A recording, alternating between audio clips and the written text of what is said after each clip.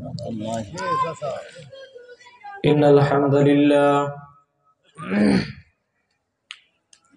لله حمدا طيبا كثيرا مباركا فيه،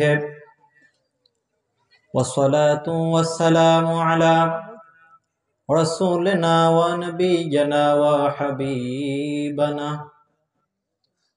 وحبيبنا ومولانا محمدا عبده ورسوله، صلى الله تعالى عليه وعلى آله وأهل بيته وسلم.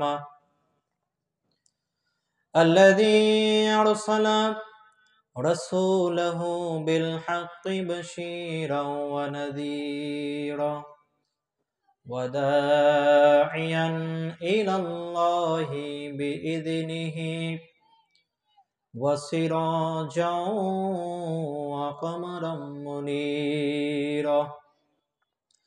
فقد قال الله تعالى في كلامه المجيد والفرقانه الحميد. সকলে পড়ি আউযু বিল্লাহি মিনাশ শাইতানির রাজীম। বিসমিল্লাহির রহমানির রহিম। সুবহানাল্লাযী আসরা বি'আবদিহি লাইলাম মিনাল মাসজিদিল হারামি ইলাল মাসজিদিল আকসা إلى المسجد الأقصى الذي باركنا حوله لنريه من آياتنا إنه هو السميع البصير. وقال تعالى في شان حبيبه صلى الله عليه وسلم: إن الله وملائكته يصلون على النبي يا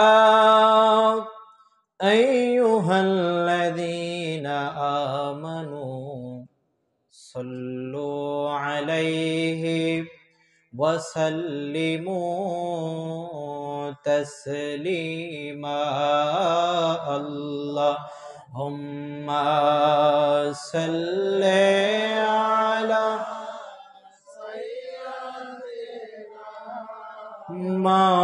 مولانا محمد وعلى آل سيدنا حبيبنا محمد. اللهم صل على سيدنا مولانا محمد وعلى آل سيدنا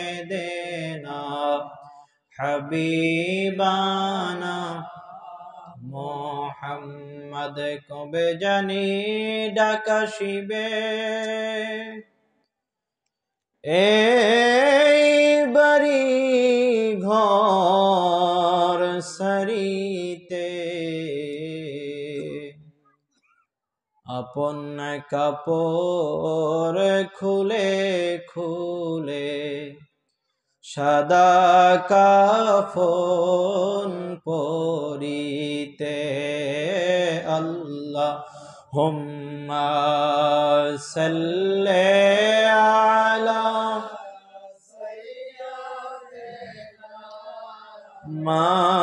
মাওলানা মুহাম্মদ وعلى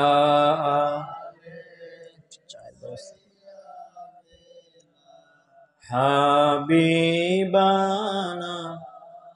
মোহাম্মদ তোমার প্রেমের গোরসুল নাই যে তুলনা, নাই যে তুলনা গোরসুল নাই যে তুলনা, তোমার প্রেমের গোরসুল নাই যে তুলনা, নাই যে তুলনা গোরসুল নাই যে তুলনা। তোমার প্রেমে জিন্দা হইল উস্তুনে হান্নানা ইয়া রাসূলুল্লাহ, আমি তোমার প্রেমের ভিখারি, আমি তোমার প্রেমের ভিখারি ইয়া রাসূলুল্লাহ, আমি তোমার প্রেমের ভিখারি ইয়া রাসূলুল্লাহ, ইয়া হাবিবাল্লাহ, আমি তোমার প্রেমের ভিখারি। তোমার প্রেমেতে আমার কলিজা আঙ্গার, আহা কলিজা আঙ্গার গো রাসূল কলিজা আঙ্গার, তোমার প্রেমেতে আমার কলিজা আঙ্গার, কলিজা আঙ্গার গো রাসূল কলিজা আঙ্গার। দেখা দিয়ে শান্ত করো সাখিয়ে কাউসার ইয়া রাসূলুল্লাহ, আমি তোমার প্রেমের ভিখারি, আমি তোমার প্রেমের ভিখারি ইয়া রাসূলুল্লাহ, আমি তোমার প্রেমের ভিখারি ইয়া রাসূলুল্লাহ, ইয়া হাবিবাল্লাহ, আমি তোমার প্রেমের ভিখারি। আলহামদুলিল্লাহ, নাহমাদুহু নুসাল্লি ওয়া নুসাল্লিম আলা রাসূলিহিল কারীম ওয়া আলা আলিহি তাইয়্যিবিন ওয়াত তাহিরিন ওয়াল মাসুমিনাল আজমাইন, আম্মা বাদ। বা খিদমতিল গাউস ইবনুল গাউস ইবনুল গাউস মাওলা সাকালাইন হাদিউর রাহবার জামা সজ্জাদানুশীন হুজুর পাক কিবলা ও কাবা হযরতে সাইয়্যিদিনা সৈয়দ শাহ ইয়াসুব আলীউল কাদেরী আল হাসানী আল হুসাইনী আল বাগদাদি আলা জাদ্দিহি নবিয়্যিনা ওয়া আলাইহিস সালাতু ওয়াস সালাম ইলা ইয়াউমিল কিয়ামা।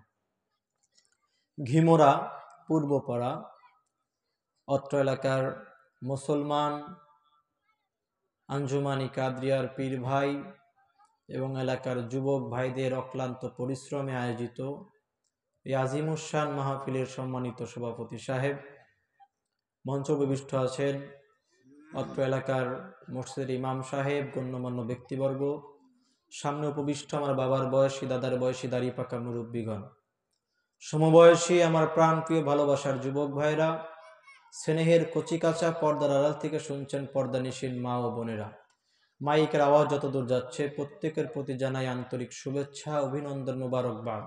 আসসালামু আলাইকুম রহমতুল্লাহ। ঘুমাই গেছেন আপনারা? কি ঘুমাই গেছেন? সালামের জবাবটি একটু জোরে সরে দিবেন যেন আকাশ বাতাস কেঁপে ওঠে। পারবো না? আসসালামু আলাইকুম হয় নাই, আরো জোরে দিতে হবে। আসসালামু আলাইকুম। ঠিক আছে না? মহিয়ান গরিয়ান খোদা তাআলা এই ব্যস্ততাময় জীবন থেকে কিছু সময় বের করে কোরআন এবং এই হাদিসের মাহফিলে রসুলে পাক সাল্লাল্লাহু আলাইহি ওয়াসাল্লাম এবং তার খানদান পাক আহলে বাইতের মোহাব্বত নিয়ে এখানে আসার মতন, বসার মতন সুযোগ করে দিয়েছেন। সেই মহান আল্লাহ পাকের দরবারে অন্তরের অন্তরস্থল থেকে মহব্বতের সাথে শরীরের সমগ্র শক্তিটুকুন দিয়ে চিৎকার করে পড়ে উঠছি আলহামদুলিল্লাহ। আমার পূর্বে আপনাদের আজকের মাহফিলের প্রধান মেহমান ছিলেন, তিনি ব্যস্ততার কারণে আরেক জায়গাতে যাবেন, এজন্য উনি আগে করলেন, আমি ওনার পরে আসছি।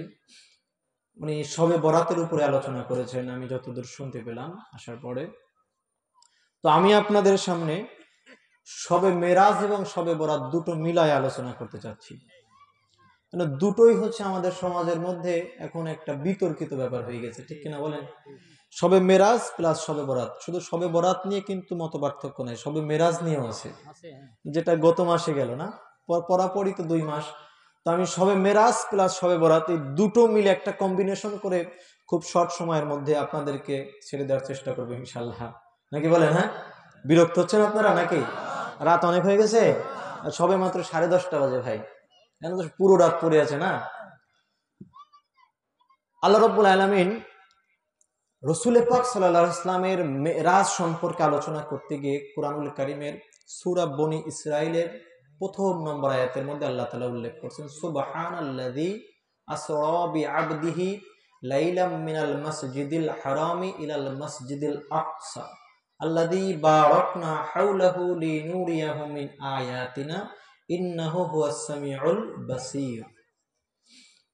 রসুল পাক সাল্লাল্লাহু আলাইহি ওয়াসাল্লামের জীবনে মেরাজটা এত বড় একটা অলৌকিক ঘটনা ছিল, যেই ঘটনা শুরু করতে গিয়ে এখনো বলেন নাই আল্লাহ তাআলা, বলবেন, প্রিপারেশন চলতেছে, আল্লাহ তাআলা নিজেই সুবহানাল্লাহ করতেছেন। আমাদের পড়ার দরকার না বলেন? একটা ঘটনা আপনাদের সামনে বললেই যে আপনারা সুবহানাল্লাহ পড়বেন, মানুষ সুবহানাল্লাহ বলবে, ব্যাপারটা কিন্তু এমন নয়। যখন সচরাচর ঘটনা থেকে একটু ব্যতিক্রম হয়ে যায় ঘটনা, তখন মানুষ এটার উপরে সুবহানাল্লাহ পড়ে, ব্যাপারটা তাই না বলেন? আমি বললাম রসুল পাক সাল্লাল্লাহু আলাইহি ওয়াসাল্লাম পানি খাইতেন এইভাবে এইভাবে এমন তেমন, আপনারা সুবহানাল্লাহ পড়বেন? পানি তো সচরাচর খাওয়ার ব্যাপার, এটা ব্যাপারে সুবহানাল্লাহটা আসে না। কিন্তু আমি যদি বুখারী শরীফের ওই হাদিসটা আপনাদের সামনে উল্লেখ করি, হযরতে আনাস রাদিয়াল্লাহু তাআলা আনহু বলছেন, কোনো এক যুদ্ধের সময় আমাদের মরুভূমির রাস্তা দিয়ে যাচ্ছি, হঠাৎ করে আমাদের পানির বড্ড প্রয়োজন দেখা দিল, কারো কাছে কোনো পানি নাই। রসুল পাক সাল্লাল্লাহু আলাইহি ওয়াসাল্লামের কাছে গিয়ে আরজ করা হলো, এটা বুখারী শরীফের হাদিস, আরজ করা হলো, ইয়া রাসূলুল্লাহ, হাবিবাল্লাহ, আমাদের কারো কাছে পানি নাই, কিন্তু অনেকের গোসল করার প্রয়োজন হচ্ছে, অনেকের ওযু করতে হবে এবং অনেকের পানি খাবারের প্রয়োজন হচ্ছে, ইয়া রাসূলুল্লাহ কি করা যায়? আল্লাহ রাসূল সাল্লাল্লাহু আলাইহি ওয়াসাল্লাম বললেন, কারো কাছে কি পানি নাই? বলেন একজনের কাছে এক মশকের মধ্যে কিছু পরিমাণ পানি আছে। রসুল পাক বলেন ওটা নিয়ে আসো। ওনার কাছে নিয়ে আসা হলো। আল্লাহ নবী সাল্লাল্লাহু আলাইহি ওয়াসাল্লাম ওনার পবিত্র নুরানি হাত মোবারক সেই পানির মধ্যে ঢুকাইয়া দিলেন। দেওয়ার পরে বলেন, এবার তোমরা এখান থেকে তোমাদের প্রয়োজন মেটাও। হযরতে আনাস রাদিয়াল্লাহু তাআলা আনহু বলছেন, বুখারী শরীফের বর্ণনায়, আনাস রাদিয়াল্লাহু তাআলা আনহু বলতেছেন, সেই দিন আমরা প্রায় 70 থেকে 700 জন সাহাবী সেখানে ছিলাম। প্রত্যেকেই ওই ছোট্ট এক মশক পানির ভিতর থেকে অতটুকু পানি দিয়ে আমরা যার গোসলের প্রয়োজন ছিল গোসল করেছি, যার ওযুর প্রয়োজন ছিল ওযু করেছি, যারা খাবারের প্রয়োজন ছিল খাবারে খেয়েছি, কিন্তু পানির মধ্যে বিন্দু পরিমাণ কমে নাই। আমি কি আপনাদের সুবহানাল্লাহ বলতে বলছি? বললেন না আপনারা? বলেন তো কেন? সচরাচর ঘটনা থেকে একটু পার্থক্য হয়ে গেছে না? পানি আমরা সবাই খাই, কিন্তু এই পানি কয়জন খায় বলেন?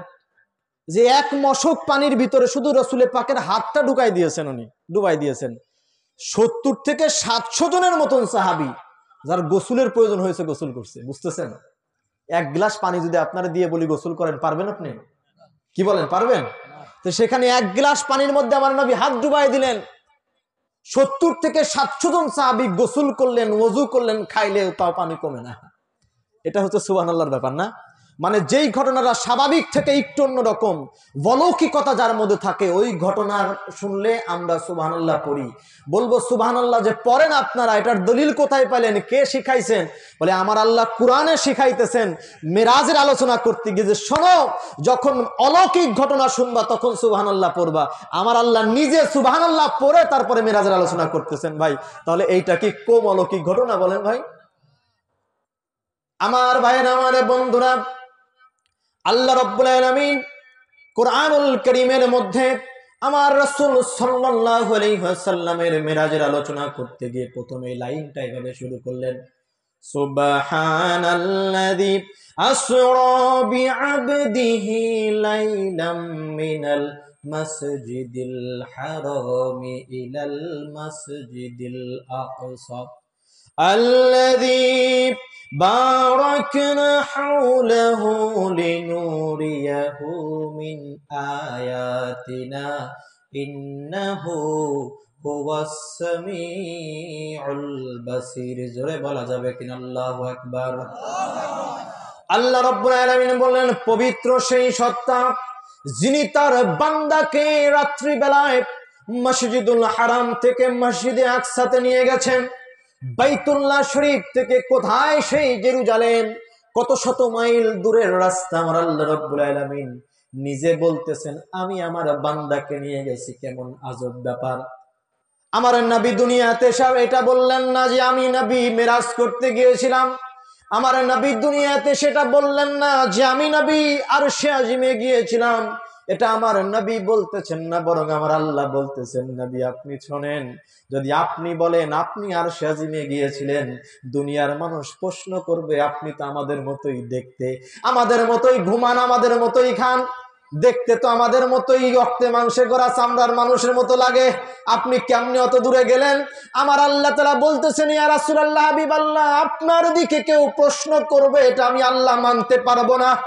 আপনি তাদেরকে এটা বলে দেন আমি যাই নাই, বরং আমার আল্লাহ রাব্বুল আলামিন আমাকে নিয়ে গিয়েছেন। আল্লাহু আকবার।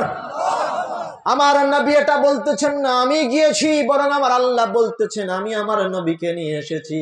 ও দুনিয়ার মানুষ, আপনাদের কাছে জানাইতে চাই, যারা যারা আমার নবীর ক্ষমতার মধ্যে প্রশ্ন করেন, আমার নবীর এই ক্ষমতা নাই ওই ক্ষমতা নাই, তাদের কাছে আমি বলতে চাই আমার আল্লাহর ক্ষমতায় আপনার বিশ্বাস আছে নাকি? সবাই বলেন বিশ্বাস আছে নাকি? আমার আল্লাহ যখন যা খুশি তা করতে পারেন, এই বিশ্বাস আছে না নাই? তো আমার আল্লাহ আমার নবী তো বলতেছেন না যে আমি গিয়েছি, বরং আমার আল্লাহ বলতেন সুবহানাল্লাযী আসরা বিআবদিহি, আমি আমার বান্দারে নিয়ে এসেছি। বিশ্বাস হয় না? তাহলে এখন বলেন কে বলতেছেন? সৃষ্টিকর্তা মহান রব্বে কারীম বলতেছেন আমি আমার বান্দারে নিয়ে এসেছি। যিনি এমন ক্ষমতাধর আল্লাহ, যিনি যা কিছু চান শুধু জবান দিয়ে বলেন কুন হও ফায়াকুন, সেটা হয়ে যায়। সেই আল্লাহ বলতেছেন আমি আমার নবীরে নিয়ে এসেছি। তো যে আল্লাহ সেই নবীরে, ওনার নবীরে নিয়ে গেলেন, সেই আল্লাহ রাব্বুল আলামিন নিজে দাবি করলেন কুরআনে আমি আমার নবীরে নিয়ে এসেছি। এখন আপনি যদি বলেন যে আমার নবীর মেরাজ হয়েছে রুহানি ভাবে, তাহলে আমি বলবো যে আল্লাহ তাআলা আমার নবীকে রুহানি ভাবে ওনার কাছে নিতে পারেন, ওই আল্লাহ তাআলাকে আমার নবীকে সরাসরি নিতে পারেন না? কথা বলেন নিতে পারেন না? যারা দাবি করেন যে রুহানি ভাবে ওনা আমার নবীর স্বপ্ন যোগে মিরাজ হয়েছে, আমি তাদেরকে জানাইতে চাই আমার নবী তো বলতেছেন না আমি গিয়েছি, আমার আল্লাহ বলতেছেন আমি নিয়ে এসেছি। তো আমার আল্লাহ তাআলা কোরআনে বলতেছেন আমার নবীরে নিয়ে আসলাম। তো আল্লাহ নিয়ে গেলে স্বপ্ন নিতে পারেন, বাস্তবে নিতে পারেন না মনে হয়? কথা বলেন নিতে পারেন না মনে হয়? রব্বে কারীম বলতেছেন আমি নিয়ে এসেছি। কাকে নিয়ে এসেছেন? বিআবদিহি, আমার বান্দারে নিয়ে এসেছি। রাসূল বলেন নাই, বান্দা বলেছেন, আব্দুন শব্দ ব্যবহার করেছেন। কেন আব্দুন শব্দ ব্যবহার করেছেন? তাফসীরে জালালাইন খোলেন, যে কোনো তাফসীরের কিতাব খোলেন, আব্দুন শব্দের ব্যাখ্যা দেখে নেন। আব্দুন শব্দের ব্যাখ্যায় প্রতিটা মুফাসসিরিনে কেরাম বলেছেন আব্দুন তাকে বলা হয় যার মধ্যে রুহু থাকে, জেসেম শরীরও থাকে। রুহু এবং শরীর যখন একত্রিত হয় তাকে আব্দুন বলা হয়। এই জন্য আমার আল্লাহ তাআলা বলেছেন আব্দিহি, আমার বান্দারে নিয়ে এসেছি, মানে আমার নবীকে সশরীরে আরশে আজিমে নিয়ে গেছেন কে? সবাই বলেন কে নিয়ে গেছেন? বিশ্বাস হয়? কথা বলেন বিশ্বাস হয়? আমার রাসূল সাল্লাল্লাহু আলাইহি ওয়াসাল্লাম আরশে আজিমে গিয়েছেন। এটা কি লুকায়া লুকায়া বলার জিনিস নাকি গর্ব করে বলার জিনিস? কে গিয়েছে? আমার নবী। কে গিয়েছেন? সবাই বলেন না কে গিয়েছেন? আমার নবী। আপনার বাবা যদি কোনো ভালো কাজ করে, বা ধরেন আপনার সন্তান যদি কোনো ভালো কাজ করে, আপনার যিনি ভালোবাসার মানুষ, আপনার বন্ধু, আপনার মা, আপনার বাবা, আপনার ভাই, আপনার দাদা, আপনার চাচা, যারা আপনার শুভাকাঙ্ক্ষী, যাদেরকে আপনি ভালোবাসেন, যদি কোনো একটা ভালো কাজ করে ফেলে, একটা উচ্চ পদস্থ কাজ করেছে, আপনি কি ওটা লুকায়া বলবেন নাকি গর্ব করে বলবেন? বলেন গর্ব করে বলবেন না? আপনার সন্তান হাফেজ, এটাকে আপনি লুকায়া বলবেন? ওর কণ্ঠ ভালো, সমাজের মানুষ এক ডাকে চেনে, আপনি গিয়ে বলবেন আমার চেনো? মুরব্বী আপনাকে তো চিনি নাই। বলে আমার চেনো নাই? আর ওই যে তোমাদের এলাকার যে নাম করা হাফেজ আছে, এত সুন্দর কণ্ঠ যার, আমি তার বাবা। আচ্ছা বলেন এটা কি কষ্ট নিয়ে বলার কথা না গর্ব নিয়ে বলার কথা? তো মেরাজে গিয়েছে কে? কোন উম্মতের নবী যেতে পারে নাই, আমাদের নবী চলে গিয়েছেন মেরাজে। এটা তো বুক ফুলিয়ে বলার কথা। কে গেছেন? আমার নবী গেছেন। মুসা নবীর উম্মতেই গর্ব করতে পারে না, ঈসা নবীর উম্মতেই গর্ব করতে পারে নাই, ইব্রাহিম নবীর উম্মতেই গর্ব করতে পারে নাই, আমরাই গর্ব করতে পারি বুক ফুলিয়ে। আমার নবী দিদারের উদ্দেশ্যে চলে গেছেন আল্লাহর আরশে আজিম পর্যন্ত, লামাকাতে পৌঁছে গিয়েছেন। সুবহানাল্লাহ বিহামদিহি। এটা গর্ব করে বলবেন, অহংকার করে বলবেন, ফখর করে বলতে হবে যে এটা আমার নবী। আমি কি বুঝাইতে পারছি আপনাদের? এটা কি লুকায় বলার কিছু আছে? তো বলেন ভাই, এই কথাগুলো আমাদের পরবর্তী জেনারেশনের কাছে প্রকাশ করার দরকার আছে না? এই মেরাজের কথাগুলো পরবর্তী জেনারেশনের কাছে পৌঁছানো লাগবে। তো পরবর্তী জেনারেশনের কাছে পৌঁছাতে গেলে এই মেরাজের রাতে আমার নবীর আলোচনার দরকার আছে না নাই? এই মেরাজের আলোচনা দরকার আছে না নাই? আমি আপনাদেরকে বলবো, যদি কোনো ব্যক্তি রসুলে পাক সাল্লাল্লাহু আলাইহি ওয়াসাল্লামকে চিনতে চান তাহলে মেরাজ নিয়ে গবেষণা করেন। রসুলে পাকের প্রকৃত সুরত আপনার সামনে প্রকাশিত হয়ে যাবে যদি আল্লাহ তাআলা চাহেন। আমার ভাইয়ের, আমার বন্ধুরা, আসেন সামনের দিকে যাই। আমার আল্লাহ তাআলা বলছেন, আল্লাযী বারাকনা হাওলাহু লিনুরিয়াহু মিন আয়াতিনা। এই যে লিনুরিয়াহু মিন আয়াতিনার কথা বললেন, এটার ব্যাখ্যা আমি আপনাদেরকে শোনাইতে যাচ্ছি। আল্লাহ রাব্বুল আলামিন বললেন লিনুরিয়াহু মিন আয়াতিনা। আল্লাহ রাসূল সাল্লাল্লাহু আলাইহি ওয়াসাল্লামকে কেন আরশে আজিমে নিয়ে গেছেন, দিদারের উদ্দেশ্যে নিয়ে গেছেন? তার অনেক কারণ আছে, তার মধ্য থেকে একটা কারণ আমার আল্লাহ এই আয়াতের মধ্যে আলোচনা করছেন। লিনুরিয়াহু মিন আয়াতিনা। ও নবী, আপনাকে আমি মেরাজে নিয়ে এসেছি যতগুলো উদ্দেশ্য, তার মধ্য থেকে একটা উদ্দেশ্য হইতেছে আমার সারা সৃষ্টিকুলের মধ্যে যত নিদর্শন আমি রেখেছি সেই নিদর্শনগুলো আপনাকে দেখানোর জন্য নিয়ে এসেছি। আমি যদি আমার কোনো বন্ধুরে বলি চলো তোমার একটু ঘুরাই নিয়ে আসি, সর্বোচ্চ কোথায় নিতে পারবো? কক্সবাজার নিলাম, না হলে সিলেট নিয়ে গেলাম, সর্বোচ্চ নিলে অস্ট্রেলিয়া নিয়ে গেলাম, আমেরিকা নিয়ে গেলাম, সিঙ্গাপুর নিয়ে গেলাম। লিমিটেশন আছে না নাই? কথা বলেন, আছে না নাই? পুরো পৃথিবী ঘুরায় দেখানোর ক্ষমতা কিন্তু আমার নাই। আমি যদি বলি ও বন্ধু চলো তোমার একটু দেখাই নিয়ে আসি, ধরেন আপনি আমাকে দাওয়াত করলেন, মৌলানা সাহেব আমি তো নতুন একটা বাড়ি উঠাইছি, আপনার একদিন দাওয়াত থাকলে আসেন। আমি আপনার বাড়িতে গেলাম, আপনি সব ঘুরায় ঘুরায় দেখাইলেন, আমি বাড়িতে চলে আসছি, হঠাৎ করে আপনার মনে পড়ে গেছে আরে অমুক জিনিসটা তো দেখানো হয় নাই, মৌলানা সাহেব তো বাড়ি চলে গেল। ফোন দিয়েছেন, মৌলানা সাহেব সবই তো দেখাইলাম, একটা জিনিস দেখাতে ভুলে গেছি। হতে পারে কি পারে না? আমার আল্লাহর ক্ষেত্রে এমন হবে? কথা বলেন না, এমন হবে? আমার আল্লাহ বলছেন লিনুরিয়াহু মিন আয়াতিনা। ইয়া রাসূলুল্লাহ, হাবিবাল্লাহ, আপনারে নিয়ে এসেছি এই কারণে যেন আমি আমার সৃষ্টিকুলের সব নিদর্শন আপনাকে দেখাইতে পারি। তাহলে আমার আল্লাহ কি কোনোটা বাদ দেবেন দেখানোর ক্ষেত্রে? আপনার মনে হয়? সবাই বলেন মনে হয়? ছোট্ট করে একটু আমার সাথে একটু কথা বলবেন এবং জিনিসটা মাথার মধ্যে নেওয়ার চেষ্টা করবেন, এটা খুব গুরুত্বপূর্ণ ব্যাপার। আল্লাহ তাআলা বলছেন আমি আমার নবীকে নিয়ে এসেছি সব দেখানোর জন্য। এই সব যে দেখানোর কথা বললেন, এই সব দেখানোর মধ্যে কি মঙ্গল গ্রহ আছে? সবাই একটু জবাব দেবেন। আছে? বৃহস্পতি গ্রহ আছে, শনি গ্রহ আছে, বুধ গ্রহ আছে, চাঁদ নাই মনে হয়, এটা সৃষ্টির মধ্যে পড়ে না। চাঁদও আছে? আচ্ছা, সমুদ্রের গভীরতা আজকে বিজ্ঞানীরা খুঁজতেছে না?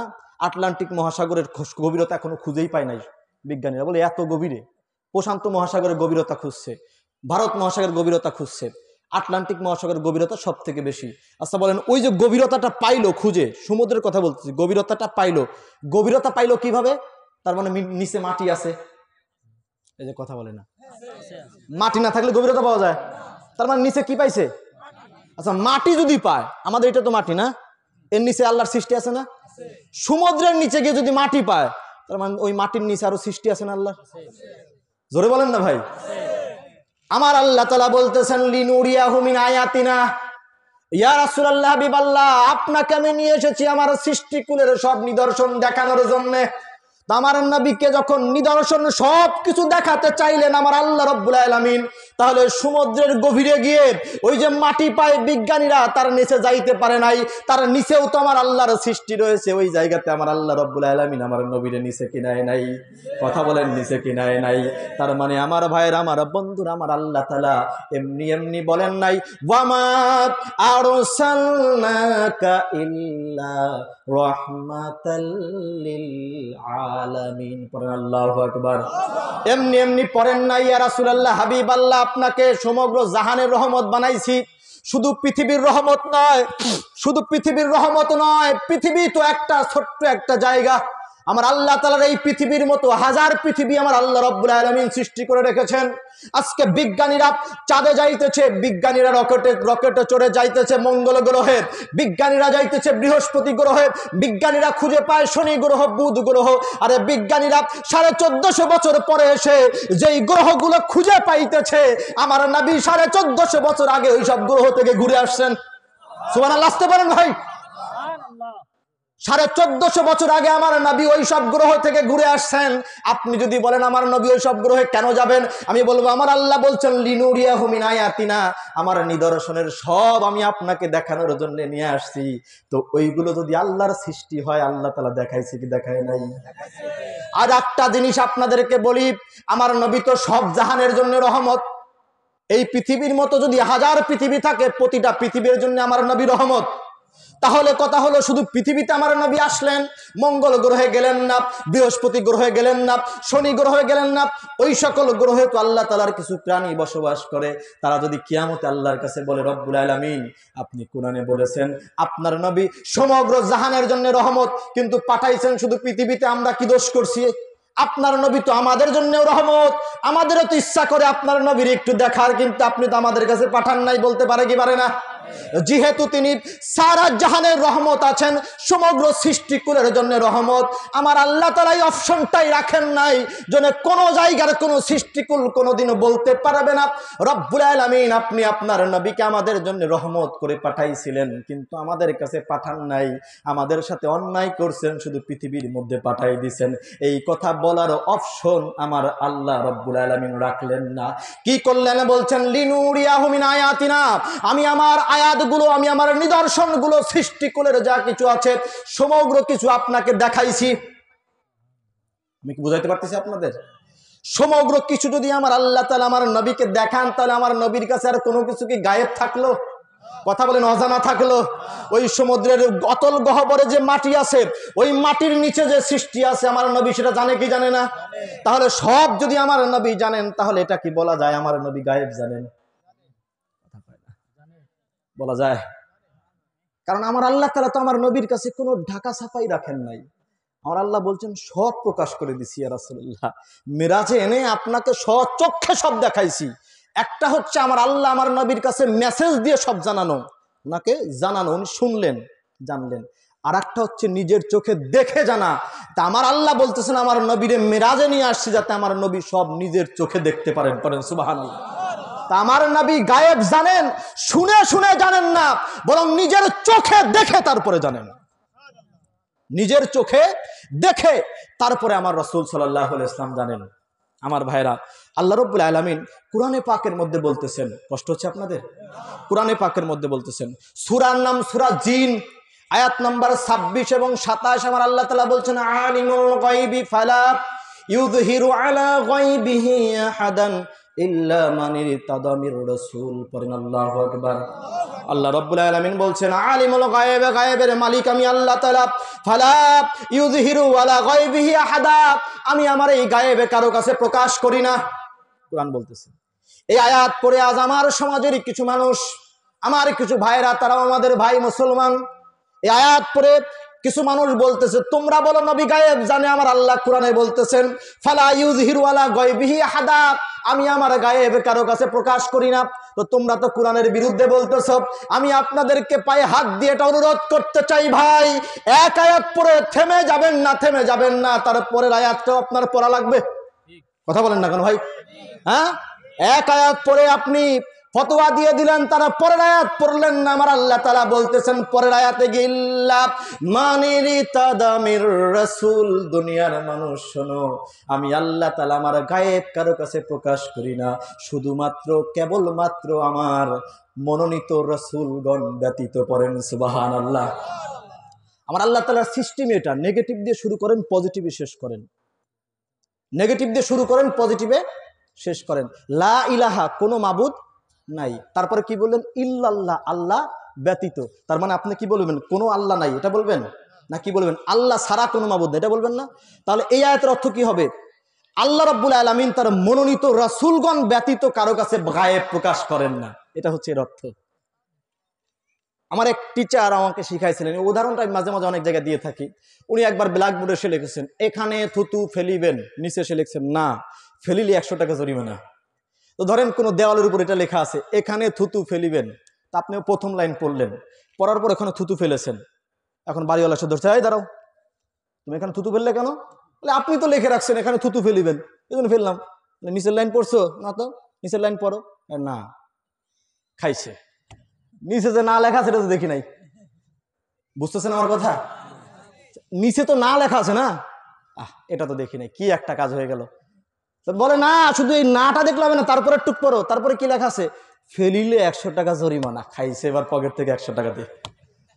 তো প্রথম লাইন পড়ে যদি আপনি ফতোয়া দেওয়া শুরু করে দেন, পরের লাইন যদি না পড়েন পকেট থেকে জরিমানা গোনা লাগবে, ঠিক কিনা বলেন?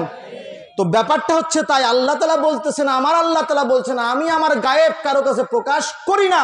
বলার পরে বলতেছেন আমার মনোনীত রাসূলগণ ব্যতীত, মানে আমার মনোনীত রাসূলগণ ছাড়া কারো কাছে আমি গায়েব প্রকাশ করি না। তো আপনি প্রথম লাইন পড়ে ফতোয়া দিয়ে দিলেন, আল্লাহ কোরআনে বলতেছেন আল্লাহ গায়েব কারো কাছে প্রকাশ করেন না, তোমরা বলতেছো রাসূল গায়েব জানেন। আমি বলবো পরের লাইন পড়ো, নাহলে জরিমানা দাও।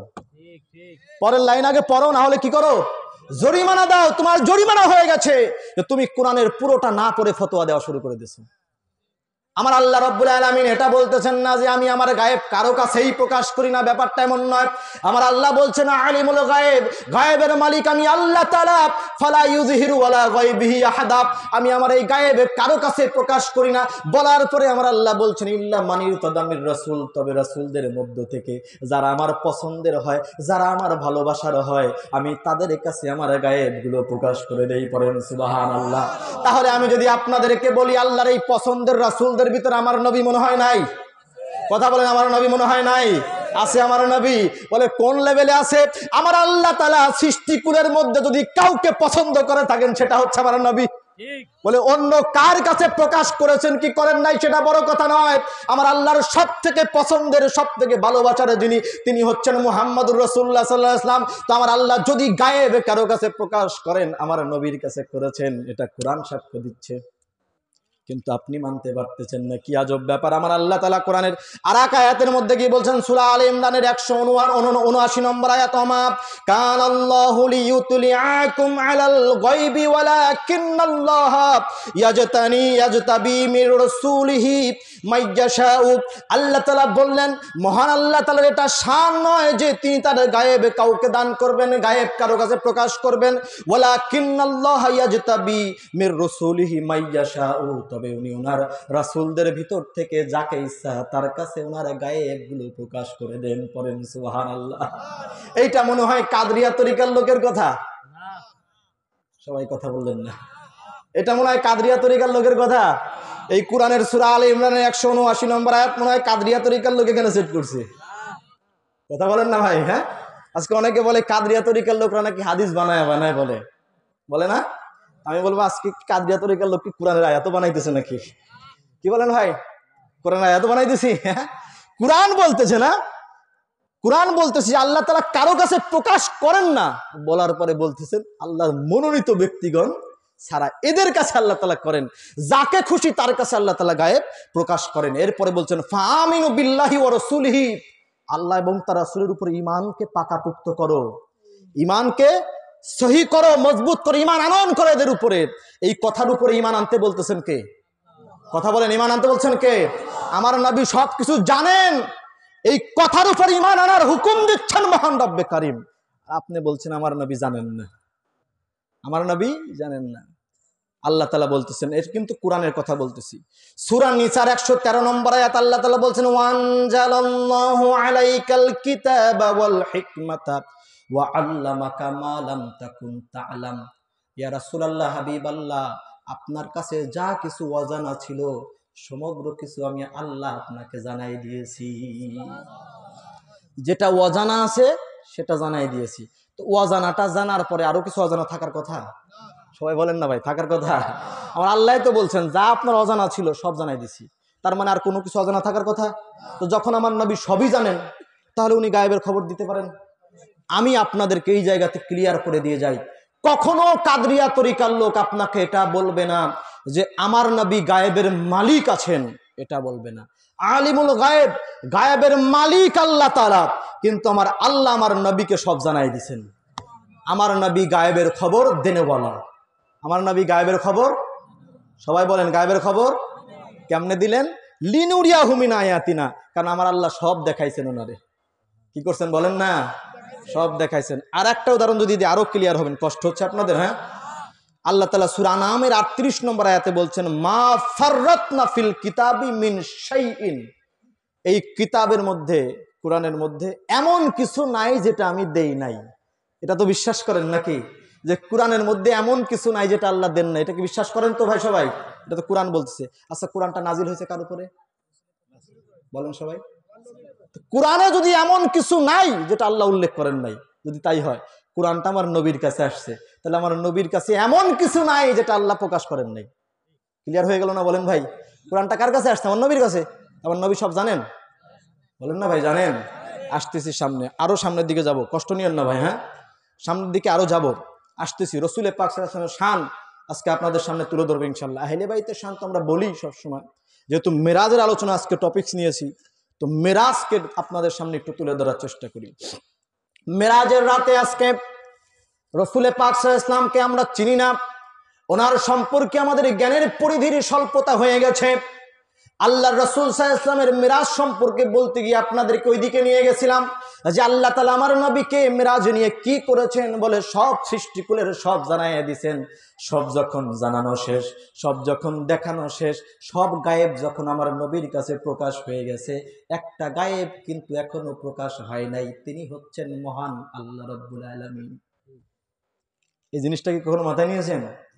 যত গায়েব আছে সব আল্লাহর সৃষ্টি, আল্লাহ নিজেও তো গায়েব। কথা বলে না?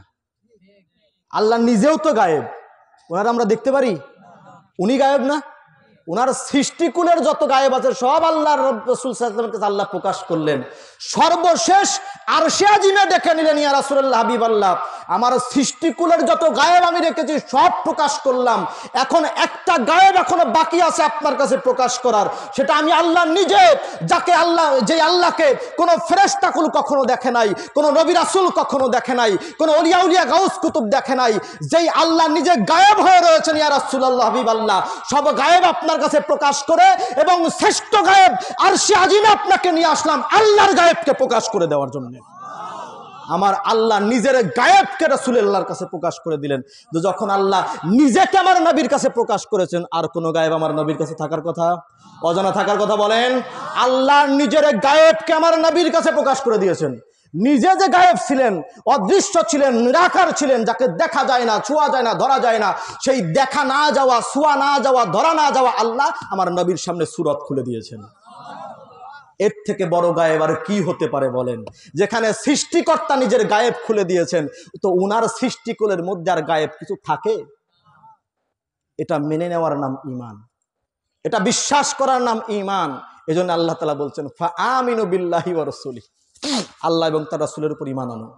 এটা বলার পরে বলতেছেন, আমার ভাইয়েরা, আমার বন্ধুরা, আসেন মেরাজের আলোচনার দিকে যাই। কষ্ট হচ্ছে আপনাদের? মেরাজের আলোচনার দিকে যাই, খুব বেশি সময় নেব না। হযরতে আনাস রাদিয়াল্লাহু তাআলা আনহু বর্ণনা করছেন এই হাদিস, সহিহ মুসলিম শরীফের ৪৫তম অধ্যায়, পরিচ্ছেদ নম্বর ৩৮, হাদিস নম্বর 5943 নম্বর হাদিস, মুসলিম শরীফের সহিহ হাদিস। আমার যুবক ভাইরা যাদের কাছে স্মার্টফোন আছে, গুগলের মধ্যে যাবেন, গিয়ে সার্চ করবেন মুসলিম শরীফ 5943 নম্বর হাদিস, আপনার সামনে হাদিস চলে আসবে, আপনি ওখানে দেখে দেখে মিলাবেন। আমি এখান থেকে বলবো, একটা হরফের যদি এদিক সেদিক হয় আপনার সাথে চ্যালেঞ্জ। হযরত আনাস রাদিয়াল্লাহু তাআলা আনহু বলছেন, ইয়াকুলু ক্বালা রাসূলুল্লাহি সাল্লাল্লাহু আলাইহি ওয়াসাল্লাম মারারতু আলা মূসা ওয়া হুয়া ইউসাল্লি ফি কবরিহি, যখন আমি মিরাজের রাতে হযরতে মূসা আলাইহিস সালামের মাজার পাকের পাশ দিয়ে যাচ্ছিলাম, তো দেখলাম হযরতে মূসা আলাইহিস সালাম সাল্লু করতেছেন।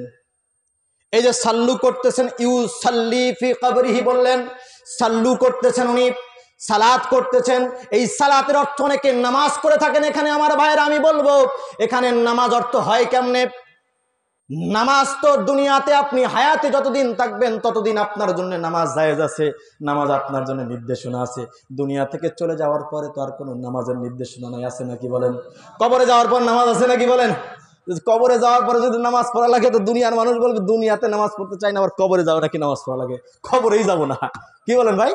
হ্যাঁ, দুনিয়াতে নামাজ পড়তে যাই না মসজিদে কোনোদিন, আর মারা যাওয়ার পরে আল্লাহ তাআলা এই চাপ রাখছে নাকি যাবোই না কবরে। ব্যাপারটা তাই হতো না বলেন? কবরে যাওয়ার পরে কোনো নামাজ নাই ভাই, এদিক থেকে নিশ্চিন্ত থাকেন। নামাজটা দুনিয়াতে, নামাজটা কোথায় বলেন? তো হযরত মূসা আলাইহিস সালাম ওনার মাজার পাকের মধ্যে কিসের নামাজ পড়তেছেন ভাই? দুনিয়া থেকে বিদায় নেওয়ার পর তো কোনো নামাজ নাই ভাই, উনি কিসের নামাজ পড়তেছেন? উনি নামাজ পড়তেছেন না। সালাত শব্দটার 56টার অধিক অর্থ রয়েছে, স্থানকাল পাত্রভেদে অর্থ করতে হয়। যেমন আমরা আমার নবীর উপর যখন দরুদ পড়ি, আল্লাহুম্মা সাল্লি আলা মুহাম্মাদি ওয়া আলা আলে মুহাম্মাদ আল আখির, এখানেও সাল্লু শব্দটা এসেছে, সালাত শব্দ এসেছে। সালাত যদি আমার নবীর ক্ষেত্রে হয় তখন হয় দরুদ। নবীর ক্ষেত্রে কি অর্থ হয় বলেন? সবাই বলেন কি অর্থ হয়? তো আমার নবী যাচ্ছেন মুসা আলাইহিস সালামের মাজার পাকের পাশ দিয়ে, উনি সাল্লু করতেছেন, তো নবীর সাথে সম্পৃক্ত হলো না? তো নবীর সাথে সম্পৃক্ত হলে অর্থ কি হবে? কথা বলেন, কি অর্থ হবে? দরুদ। তার মানে মুসা আলাইহিস সালাম আমার নবীর উপরে সালাতু সালাম পড়তেছিলেন। আল্লাহ রাব্বুল আলামিন চাইলেই কিন্তু আমার নবীকে মসজিদুল হারাম থেকে, বাইতুল্লাহ শরীফ থেকে সরাসরি আরশে আজিম উঠাই নিতে পারতেন। পারতেন কি পারতেন না? এই বাইতুল্লাহ শরীফ থেকে মসজিদে আকসায় নেওয়ার কোনো কারণ ছিল না। এই যে রোড ম্যাপটা তৈরি করতেছেন, এটা দুনিয়ার কেউ করে নাই, জিবরাইল আলাইহিস সালামও করে নাই, এটা আল্লাহ তাআলা নিজে করেছেন। ওনার রোড ম্যাপটা তৈরি করেছেন এমন ভাবে, হযরতে মূসা আলাইহিস সালামের মাজার পাকের পাশ দিয়ে ওনার রোড ম্যাপ তৈরি করছেন। কেন রোড ম্যাপ তৈরি করছেন? মূসা আলাইহিস সালামকে দেখাইতেছেন, মূসা রে, তুমি একদিন বলেছিলে রব্বি আরিনি, ও আল্লাহ আপনাকে দেখতে চাই। আমি বলেছিলাম লান তারানি, তুমি দেখতে পারবা না। ও মুসা, তুমি কেন দেখতে পারবা না? দেখে নাও, দেখে নাও। তুমি যদি আমাকে দেখতে চাও তাহলে এই নবীর মতো হওয়া লাগবে, কিন্তু তোমারে তো এমনি বানাই নাই। ইনি রাহমাতাল লিল আলামিন, এনারে আমার কাছে নিয়ে আসতেছি, তোমার মাজার পাকের পাশ দিয়ে নিয়ে আসতেছি। মুসা রে, দাঁড়ায়া যাও, আমার নবীকে তুমি সর্বপ্রথম আমার নবীর স্বাগতমটা তুমি জানায়া দাও। হযরতে মূসা আলাইহিস সালাম ওনার মাজার পাকের মধ্যে দাঁড়ায় গিয়ে আমার নবীকে সালাতু সালাম দিতে লাগলেন, ওয়েলকাম জানাতে লাগলেন, স্বাগতম জানাতে লাগলেন। এই ঘটনাটা কোন রাতে যেন ঘটতেছে ভাই? সবাই বলেন কোন রাতে ঘটতেছে এটা? শবে বরাতের রাতে মনে হয়। কোন রাতে? শবে মেরাজের রাতে না? কি ঘটতেছে? হযরতে মূসা আলাইহিস সালাম আমার নবীর উপরে দরুদ ও সালাম পড়তেছেন নাকি? তাহলে মেরাজের রাতে দরুদ ও সালাম পড়া যায়? কথা কয় না, পড়া যায়? মেরাজের রাতগুলো, শবে বরাতের রাতে, মেরাজ শবে বরাতের রাতে তো আজকে আমাদের এলাকার কিছু মানুষজন মসজিদগুলোকে তালা মেরে দিচ্ছে, বলে মসজিদেই যাওয়া যাবে না। কেন? বলে মসজিদে গিয়ে মানুষ রাসূলুল্লাহর উপরে দরুদ ও সালাম পড়বে, দোয়া মোনাজাত করবে, এগুলো দরকার নাই, এগুলো বেদাত বলে বন্ধ করে দিচ্ছে না। কথা বলেন না কেন? বন্ধ করে দিচ্ছে না। আমি আপনাদেরকে বলতে চাই, মূসা আলাইহিস সালাম আমার নবীর উপরে সালাতু সালাম পড়তেছেন, এই রাতটা কোন রাত? সবাই বলেন এই রাতটা কোন রাত? তো হযরতে মূসা আলাইহিস সালাম যদি মেরাজের রাতে আমার নবীর উপরে দরুদ ও সালাম পড়তে পারে, আমরা তার উম্মত পড়তে পারি কি পারি না? জোরে বলতে হবে, পারি কি পারি না মুসলমান? হযরতে মূসা আলাইহিস সালাম মেরাজের রাতে আমার নবীর উপরে দরুদ ও সালাম পড়ে, এজন্য আমরাও মেরাজের রাতে আমার নবীর উপরে দরুদ ও সালাম পড়তে পারি কি পারি না? কেন পারি? কারণ এটা আমার নবীর জন্য স্পেশাল রজনী, আমাদের জন্য এটা স্পেশাল রজনী। কেন? কারণ আমার নবী গিয়েছেন, নবীর জন্য যেটা স্পেশাল, উম্মতের জন্য সেটা কি স্পেশাল। আমার রাসূল সাল্লাল্লাহু আলাইহি ওয়াসাল্লাম বলেছেন, যখন তোমাদের মাঝে জুমার দিন আসবে, আকসিরু আলাইয়া মিনাস সালাত, আমার উপরে বেশি বেশি দরুদ ও সালাম পড়ো। প্রশ্ন হচ্ছে, রাসূল পাক সাল্লাল্লাহু আলাইহি ওয়াসাল্লাম জুমার দিনের কথা কেন বললেন যে এই দিনে আমার উপরে বেশি বেশি দরুদ ও সালাম পড়ো? শনি রবিবার কি দোষ করছে ভাই? এই দিনে কি পড়া যাবে না আমার নবীর উপরে দরুদ ও সালাম? সবাই একটু কথা বলেন না ভাই, পড়া যাবে? সপ্তাহে অন্য যে 6 দিন আছে পড়া যাবে আমার নবীর উপরে দরুদ সালাম? তাহলে কথা হলো, আমার নবী শুক্রবারকে কেন নির্দেশিত করলেন? কারণ আমার নবী বললেন বিশেষ দিন, শুক্রবার একটা বিশেষ দিন, অন্যান্য দিনও আল্লাহর দিন, তোমরা যে কোনো সময় আমার উপরে দরুদ সালাম পড়তে পারবা, কিন্তু যখন বিশেষ কোনো দিন তোমাদের মাঝে আসবে তখন আমার উপরে বেশি বেশি দরুদ সালাম পড়ো। এই জন্যে মেরাজের রাত বিশেষ রজনী। কথা বলেন, মেরাজের রাত কিসের রজনী? তাহলে এই রজনীতে আমার নবীর উপরে বেশি বেশি দরুদ সালাম পড়ার দরকার নয় কি? তারপরে তো দলিল রয়েছে যে মূসা আলাইহিস সালাম মেরাজের রাতে আমার নবীর উপরে দরুদ সালাম পড়তেছেন, আমরা কেন পড়তে পারবো না বলেন? আমরা তো তার উম্মত। আমার ভাইরা, তাহলে আগামীকালকে দিবাগত রাত্রে একটা বিশেষ রজনী, বিশেষ রজনী না? সবাই বলেন বিশেষ রজনী না? আমার আগে আলোচনা হয়েছে যেই রাতে আল্লাহ তাআলা হাজার হাজার মানুষকে বেহিসাবি মাফ করে দেবেন। সুবহানাল্লাহ পড়বেন না? সেই রাতটা আমাদের জন্য বিশেষ না? রাসূল পাক বলেন বিশেষ রজনী, বিশেষ দিন হলে আমার উপরে কি কি করো? বেশি বেশি দরুদ ও সালাম পড়ো। তাহলে কালকে রাতের একটা ছোট্ট আমল আপনাদেরকে বলে দিয়ে যাই, যে আমলটা অনেক বড় আমল, কিন্তু ছোট করে বলতেছি, সেটা আমার নবীর উপরে বেশি বেশি দরুদ ও সালাম পড়া লাগবে। পারবো তো ইনশাল্লাহ? কথা বলেন, পারবো তো ইনশাল্লাহ? আচ্ছা, এই দরুদ ও সালামটা আমরা বাড়িতে তো পড়ি না, মনে হয় পড়ি? ওই সপ্তাহে একদিন, মাসে একদিন, বছরে একদিন পড়ি কিনা মনে থাকে না আমাদের। ওই নামাজের সময় একটু পড়তেছি এই, আর এমনি মিলাদ মাহফিলে যখন যাই তখন পড়ি। তাহলে যেহেতু অন্য সময় পড়ি না, কালকের রাতটা বিশেষ রজনী, যত বেশি বেশি পারেন আমার নবীর উপরে দরুদ ও সালাম পড়বেন। পারবো তো ইনশাল্লাহ? এই জন্যে বেশি বেশি মাহফিলের দরকার আছে না নাই? কালকের রাতে কি মসজিদ বন্ধ থাকবে তাহলে, না খোলা থাকবে? বলেন, মসজিদ বন্ধ না খোলা? না মসজিদে যাইতে হবে বিশেষ রজনী, আমার নবীর উপরে বেশি বেশি দরুদ ও সালাম পড়তে হবে। আগামী প্রজন্মকে জানানো লাগবে এটা বিশেষ রজনী, বেশি বেশি কি আমার নবীর উপরে দরুদ ও সালাম পড়ো।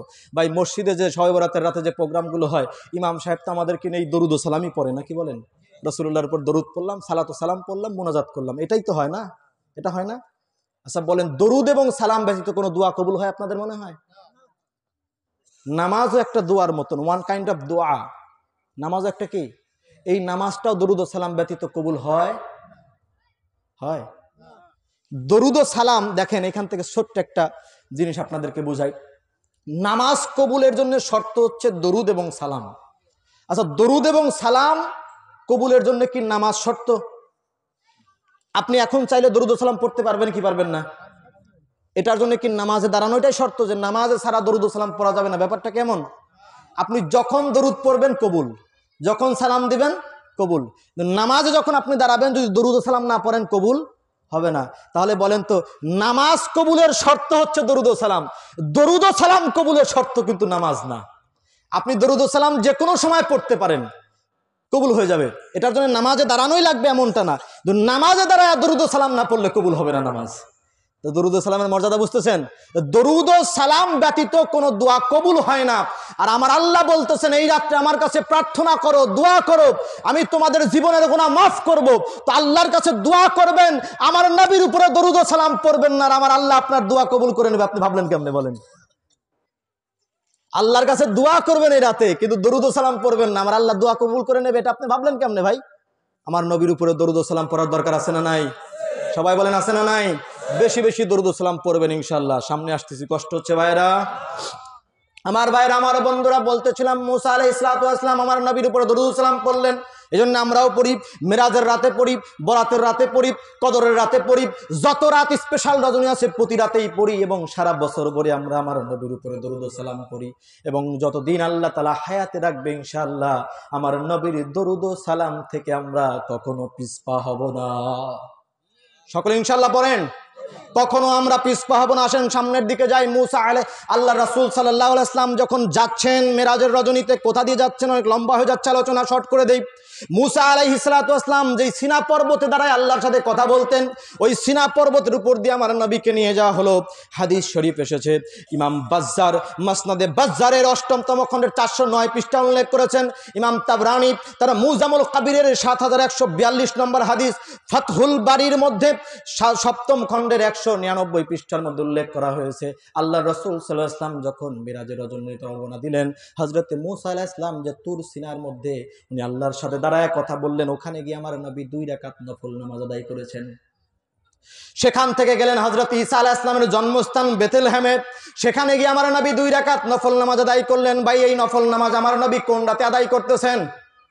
সবাই একটু বলেন, কোন রাতে আদায় করতেছেন?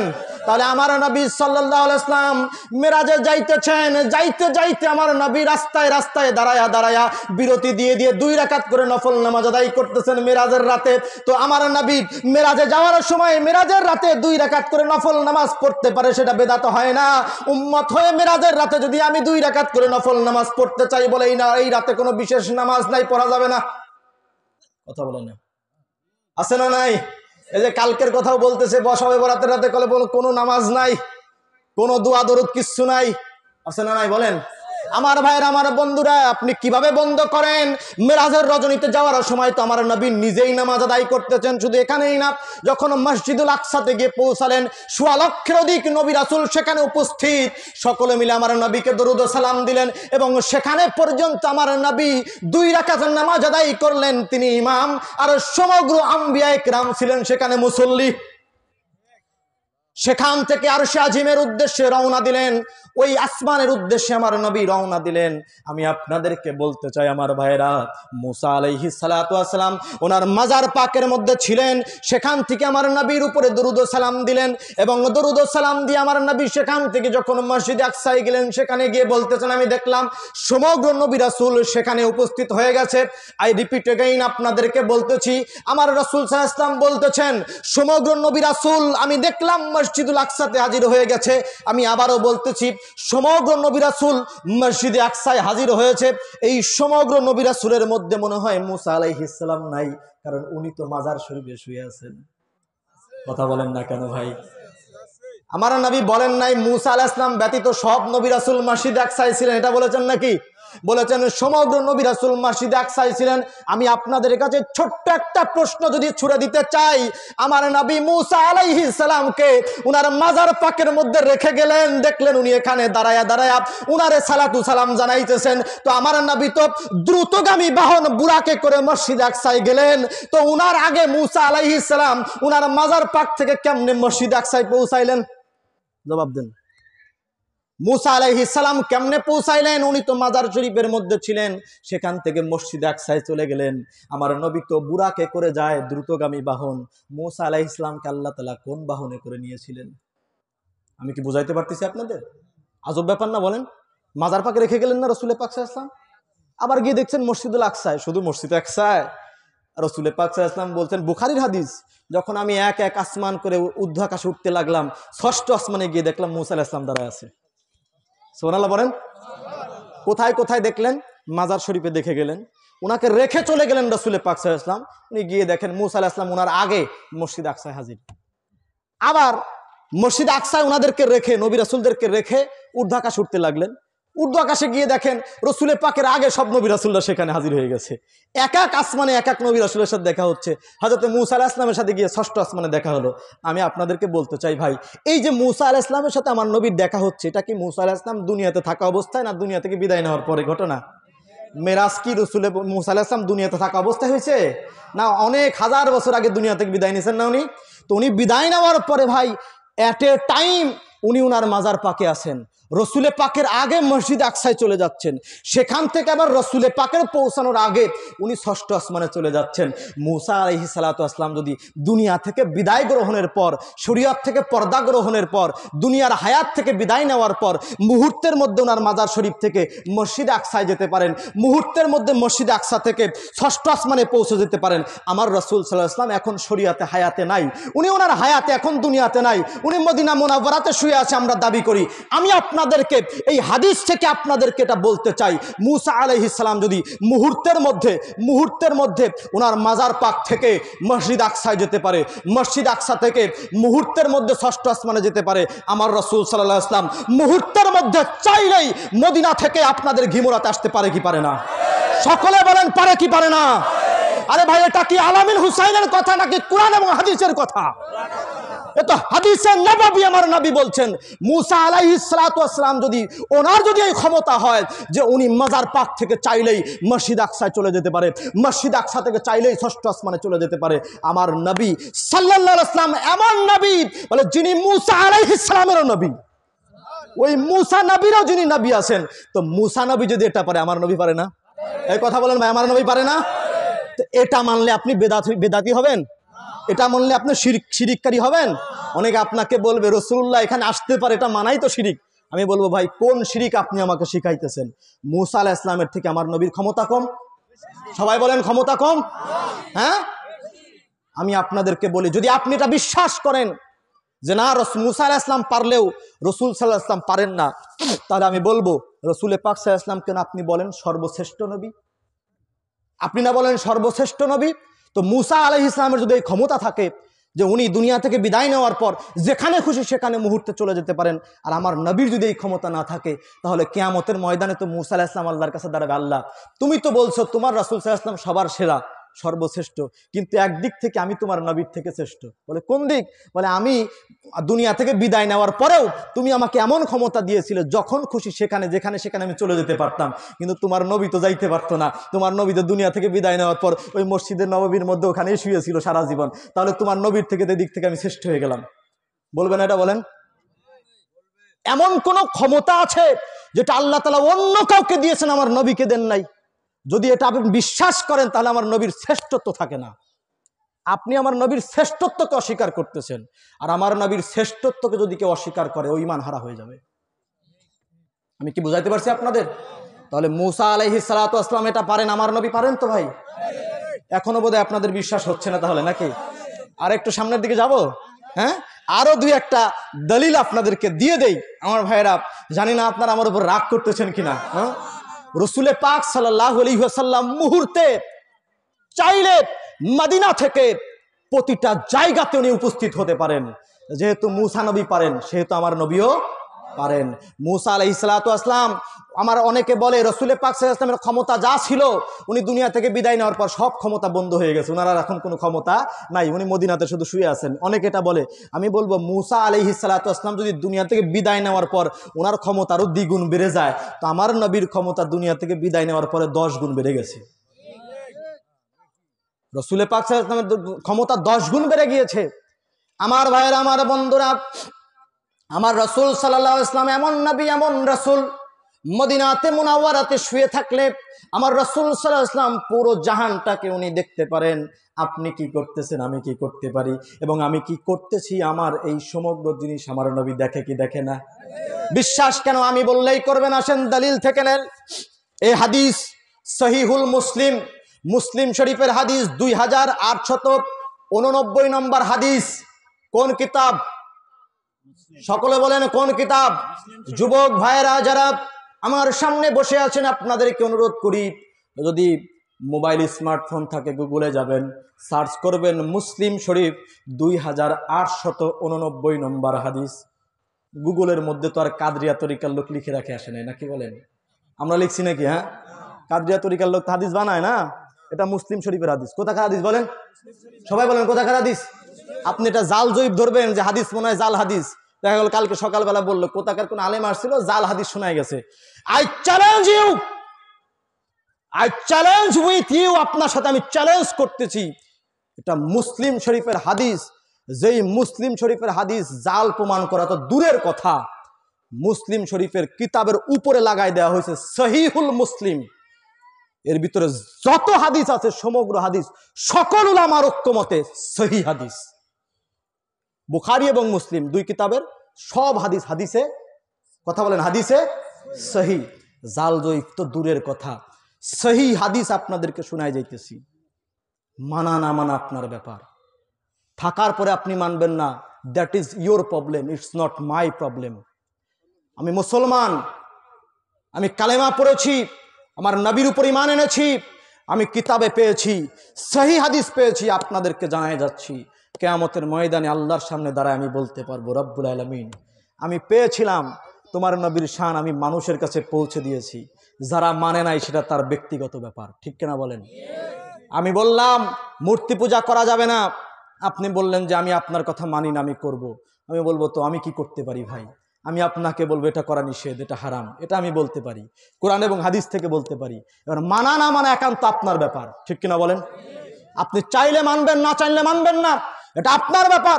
কিন্তু আমি বলবো, যদি আপনি বলেন যে কোরআন হাদিস এটা নাই, আমি আপনাকে চ্যালেঞ্জ করে বলতেছি, আপনি মানুষকে ধোঁকা দিচ্ছেন, মানুষের সাথে জালিয়াতি করতেছেন। আপনি কোরআন এবং হাদিসে থাকার পরেও মানুষকে ভুল শিখাইতেছেন, মিথ্যা শিখাইতেছেন।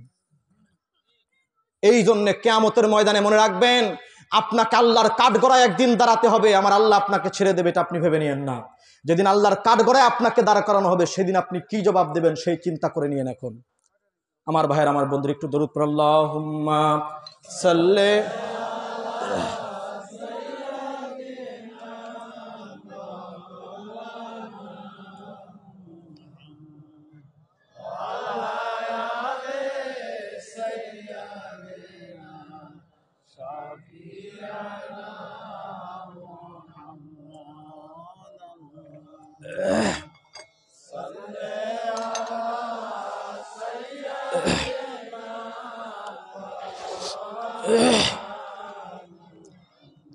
وعلى آل سيدنا।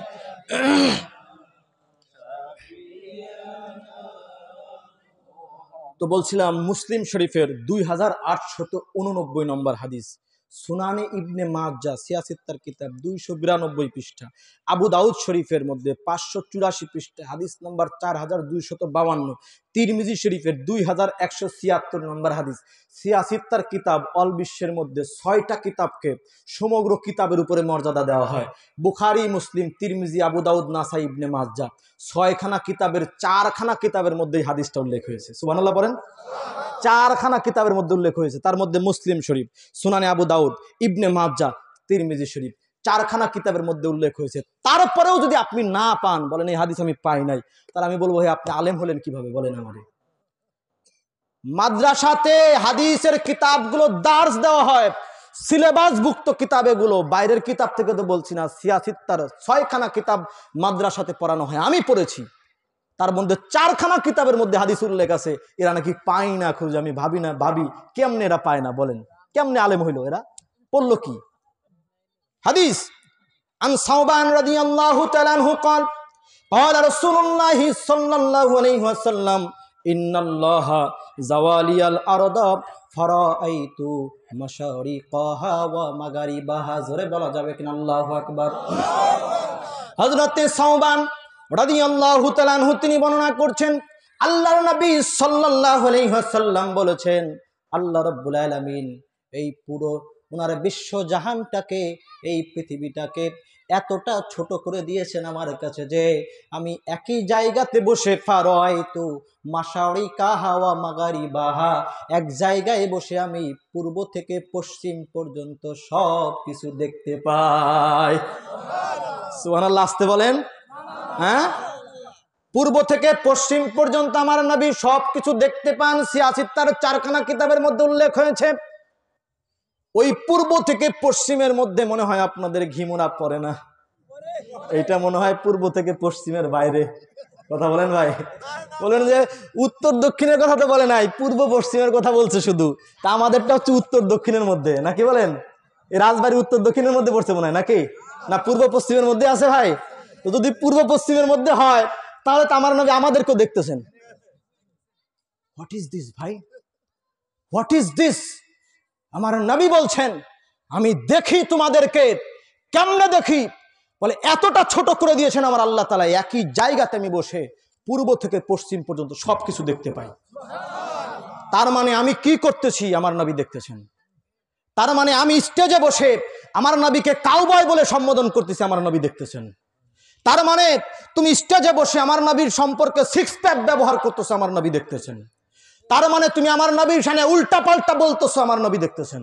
তার মানে তুমি আমার নবীর শানে যা কিছু বলতেছো সমগ্র কিছু আমার রাসূল সাল্লাল্লাহু আলাইহি ওয়াসাল্লাম দেখতেছেন। আমার নবীর কাছে কোনো ঢাকা নাই, কোনো ছাপা নাই, ঠিক কিনা বলেন?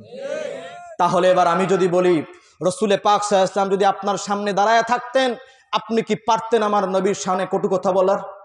আপনার কি সাহস ছিল আমার নবীর শানে উল্টা পাল্টা বলার? তো আমার নবী আপনার সামনে নাই, আপনি মনে করতেছেন তো আমি যা খুশি তা বলে যেতে পারি। আমি আপনাকে বলবো আমার নবী আপনার সামনে না থাকতে পারে, আপনি না দেখতে পারেন, আমার নবী আপনাকে দেখতেছেন।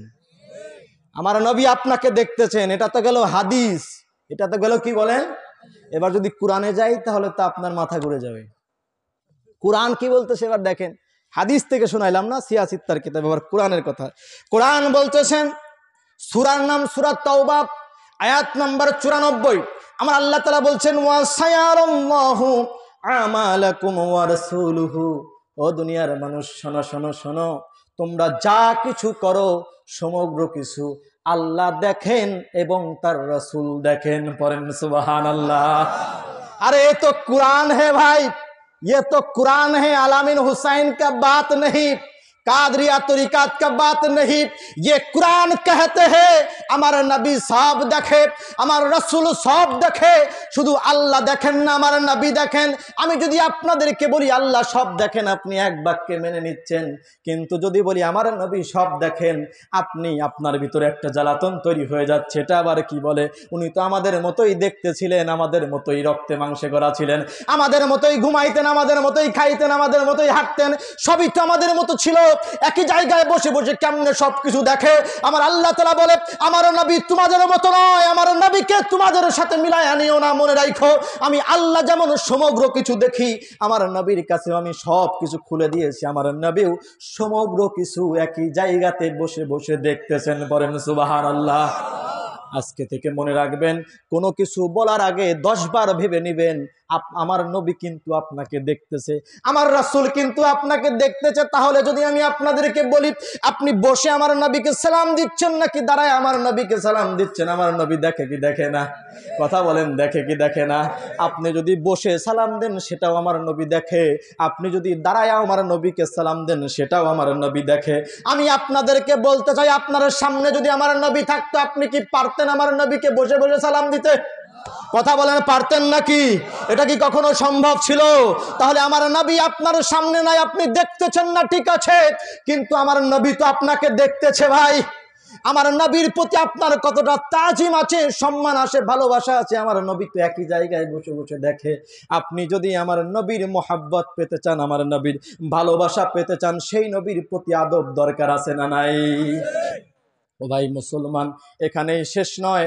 আর একটা কথা যদি আমি আপনাদেরকে বলি, আমার রাসূল সাল্লাল্লাহু আলাইহি ওয়াসাল্লাম বলেছেন, এই হাদিসে পাক ইমাম তাবরানী তার মুজামুল কাবিরের 14112 নম্বর হাদিস, আল্লামা হাইসামি তার মাজমাউজ জাওয়ায়েদ কিতাবের 8তম খণ্ডের 510 পৃষ্ঠার মধ্যে উল্লেখ করেছেন। হাদিস নাম্বার 14067। ইমাম জালালউদ্দিন সৈয়ুতি 3খানা কিতাবের মধ্যে উল্লেখ করেছেন। খাসাইসুল কুবরা 2তম খণ্ডের 198 পৃষ্ঠা, ফাতহুল কাবিরের 1তম খণ্ডের 316 পৃষ্ঠা, জামিউল হাদিস কিতাবের 6তম খণ্ডের 6854 নম্বর হাদিস, কানজুল উম্মালের 4তম খণ্ডের 247 পৃষ্ঠার মধ্যে উল্লেখ করা হয়েছে। শারহে জুরকানির মধ্যে 10তম খণ্ডের 123 পৃষ্ঠা উল্লেখ করা হয়েছে। 7খানা কিতাবের মধ্যে উল্লেখ করা হয়েছে। হযরত ইবনে ওমর রাদিয়াল্লাহু তাআলা আনহু তিনি বর্ণনা করতেছেন, ক্বালা রাসূলুল্লাহ সাল্লাল্লাহু আলাইহি ওয়াসাল্লাম, ইন্নাল্লাহা আযজা ওয়া জাল্লা ক্বাদ রাফা'a আলিয়াল দুনিয়া ফাআনা আনযুরু ইলাইহা ওয়া ইলা মা হুয়া কাইনু ফিহা ইলা ইয়াউমিল কিয়ামাতি কান্নামা আনযুরু ইলা কাফি হাযিহি। জোরে বলা যাবে কিনা একটু আল্লাহু আকবার। আল্লাহ রাসূল সাল্লাল্লাহু আলাইহি ওয়াসাল্লাম বলেন, আল্লাহ তাআলা সারা দুনিয়াকে, এই সারা দুনিয়া বলতে শুধু পৃথিবী বোঝায় না, কিন্তু যখন সারা দুনিয়া বলা হবে, এই দুনিয়ার মতো যত দুনিয়া আছে আলামিন বোঝানো হবে। আমার নবী বললেন, সারা দুনিয়াকে আমার আল্লাহ তাআলা আমার সামনে তুলে ধরেছেন, ফলে আমি এটাকে এমন ভাবে দেখতেছি, কিয়ামত পর্যন্ত যা কিছু এই জমিনের মধ্যে হবে সমগ্র কিছু আমি নবী আমার হাতের তালুর মতো দেখতে পাই। সবাই বললেন না? এখনো সবাই বললেন না? হাতের তালুর মতো দেখতে পায়। কে বলতেছেন? সবাই বলেন, কে বলতেছেন? রাসূলে পাক সাল্লাল্লাহু আলাইহি ওয়াসাল্লাম। হুজুরে গাউসে পাকেরও একটা কাউল আছে এই ব্যাপারে। হুজুরে গাউসে পাক বড় পীর আব্দুল কাদের জিলানী আল হাসানী হোসেন বাগদাদী তিনিও বলেছেন, আল্লাহ তাআলার এই পুরো মুলকিয়াতকে আমি গাউসে পাক আমার হাতের তালুর মধ্যে একটা সরিষার দানার মতো দেখতে পাই। রাসূলে পাক সাল্লাল্লাহু আলাইহি ওয়াসাল্লাম বললেন যে আল্লাহর সারা সৃষ্টিকুলকে আমি আমার হাতের মধ্যে দেখতে পাই, তালুর মতন দেখতে পারি। আচ্ছা, তালুর মতো দেখতে পাওয়া মানে কি ভাই? এই তালুর মধ্যে কয়টা দাগ আছে, কি আছে, সব দেখা যায় না? তো রাসূলে পাক সাল্লাল্লাহু আলাইহি ওয়াসাল্লাম বুঝালেন, এই পুরো জাহানের মধ্যে কোথায় কি আছে কি না আছে সব আমি হাতের তালুর মতো দেখতে পাই। ভাই মোবাইল আছে কাছে? আচ্ছা, এই যে এই মোবাইলটা দিলে হবে। আচ্ছা, এটি দেন। এই যে মোবাইল, এই মোবাইলের মধ্যে পুরো দুনিয়া দেখা যায়। কে কে বিশ্বাস করেন? আমি যদি চাই এখন এই মোবাইল থেকে আমেরিকা দেখতে পারবো, অস্ট্রেলিয়া দেখতে পারবো, সিঙ্গাপুর মনে হয় দেখা যাবে না, হ্যাঁ, সৌদি আরব মনে হয় দেখা যাবে না, মক্কা শরীফ মনে হয় দেখা যাবে না, কাবা শরীফ দেখা যাবে। আমি বসে আছি কোথায়? ঘিমোরাতে না? এখান থেকে কাবা শরীফ কত শত মাইল দূরে না? কিন্তু আমি এখানে বসে বসে দেখতে পারি না? মোবাইলের মধ্যে দেখতে পারি তো ভাই? সাক্ষ্য দিচ্ছে না আপনারা? দেখা যায় মোবাইলে।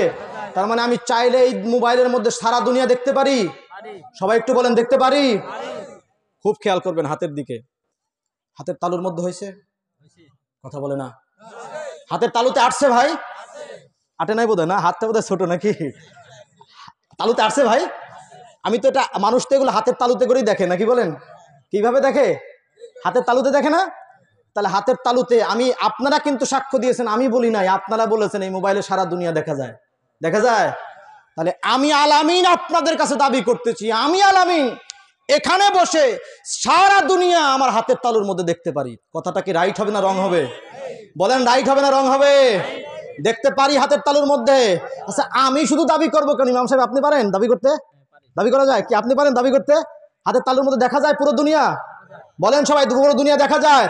এবার আমি আপনাদেরকে বলি, তাহলে রসুলে পাক সাল্লাল্লাহু আলাইহি ওয়াসাল্লাম বললেন পুরো জাহানকে আমি হাতের তালুর মতো দেখতে পাই।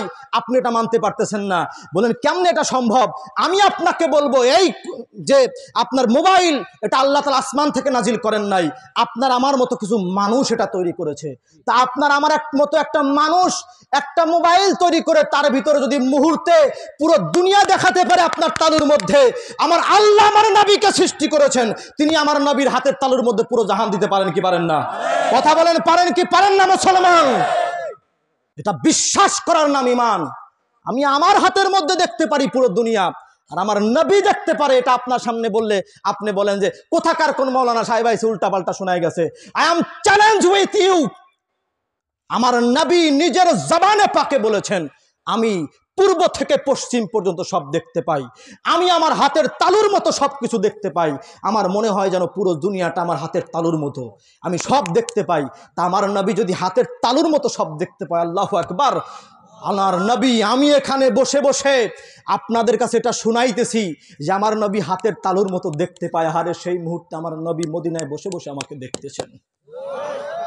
আমি এখানে বসে বসে আমি আপনাদেরকে শোনাইতেছি হাদিস থেকে যে আমার নবী বলতেছে আমি সব দেখি।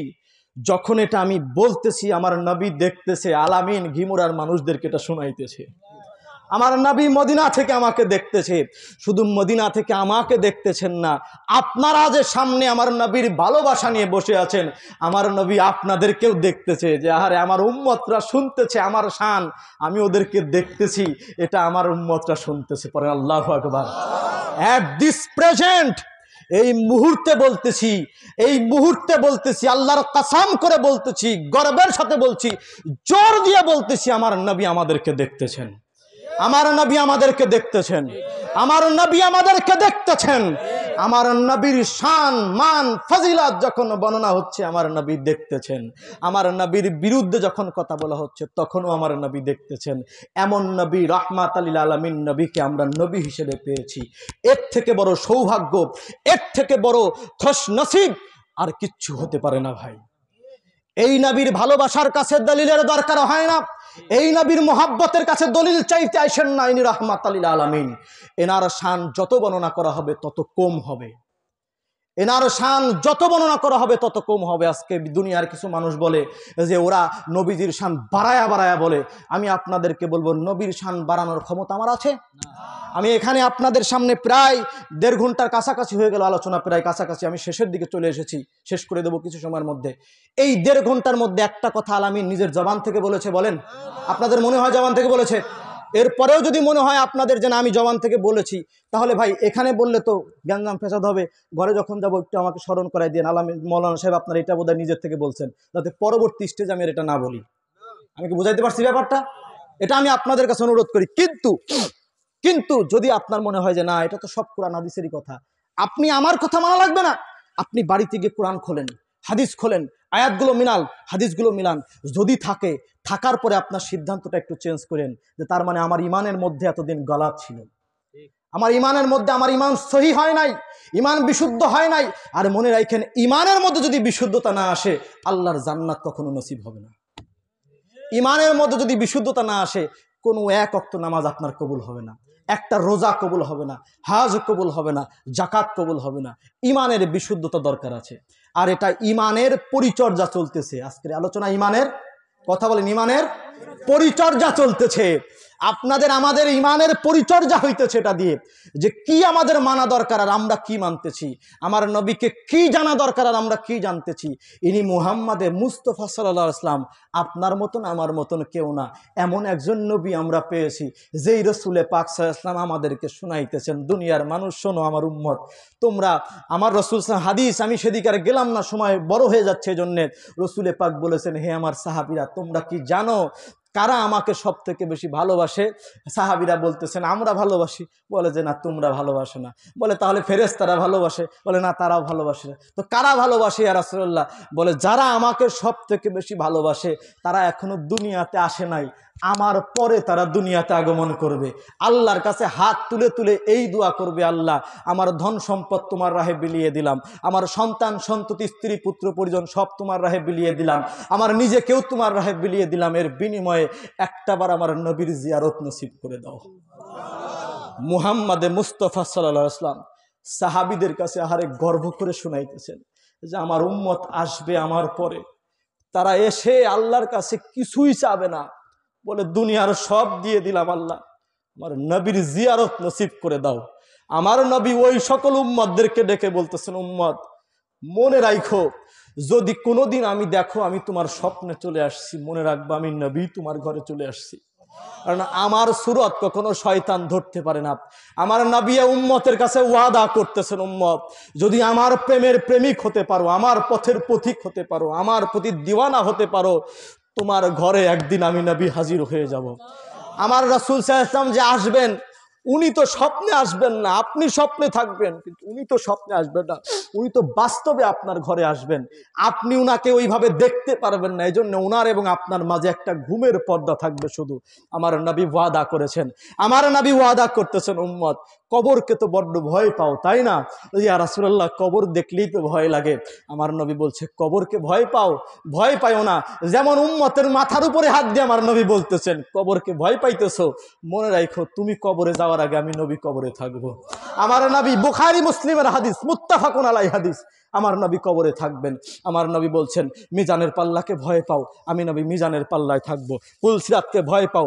আমি নবী পুলসিরাতে থাকবো।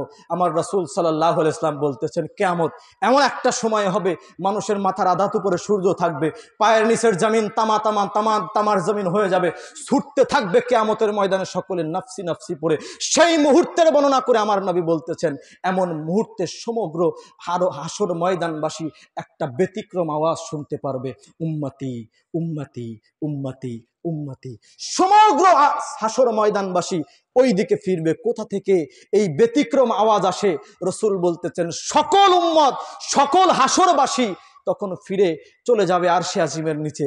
সেখানে গিয়ে দেখবে, আমার নবী নিজের কথা বলতেছেন, সেখানে তোমরা যাবা, গিয়ে দেখবা আমি নবী সাজদায় পড়ে উম্মতি উম্মতি বলে কাঁদতেছি, উম্মতি উম্মতি বলে কাঁদতেছি।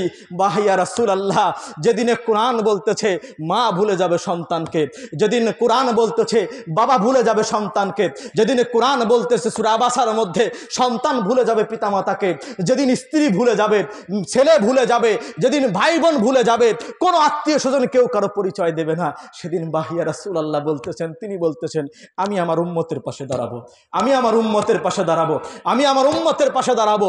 সকলে এসে আমার সামনে দাঁড়াবে। ইয়া রাসূলুল্লাহ, হাবিবাল্লাহ, আল্লাহ তাআলার কাহার রূপ ধারণ করেছে, ওনার সামনে দাঁড়ায় কেউ কথা বলার নাই। আমার রাসূল সাল্লাল্লাহু আলাইহি ওয়াসাল্লাম আল্লাহকে ডাক দিবেন, আল্লাহ বলবেন, ইয়া রাসূলুল্লাহ, হাবিবাল্লাহ, আপনি মাথা তোলেন, আপনি যা বলবেন আপনার কথা আজকে শোনা হবে, আপনি যা বলবেন আপনার কথায় ফয়সালা হবে। আমার নবী বলতেছেন, আমি প্রথম সুপারিশকারী, আল্লাহর সামনে দাঁড়ায় আমি শাফায়াত করব, আমি শাফায়াত করব। আমার নবী ওয়াদা করতেছেন উম্মতের সাথে, আমি শাফায়াত করব তোমাদেরকে, আমি শাফায়াত করব। সেই নবীর শাফায়াত যদি পেতে চান, আমার নবীর ভালোবাসার মধ্যে নিজেদেরকে উজাড় করে দেওয়া লাগবে। সেই নবীর ভালোবাসা, সেই নবীর শাফায়াত যদি পেতে চান, আমার নবীর সন্তুষ্টি রয়েছে আহলে বাইতের মধ্যে, সেই আহলে বাইতকে আঁকড়ে ধরতে হবে। আমার নবীর শাফায়াত যদি পেতে চান, আমার নবীর খানদানকে আঁকড়ে ধরতে হবে। আলী, ফাতেমা, হাসান, হুসাইনকে আঁকড়ে ধরতে হবে আলাইহিমুস সালাম। আওলাদ রাসূলদের দরবারে যেতে হবে, আল্লাহর ওলিদের কদমে যেতে হবে, তাদের কাছে গিয়ে নিজেদের কাছে শিখতে হবে আমার নবীকে কেমনে ভালোবাসতে হয়, আমার নবীকে কেমনে মহব্বত করতে হয়।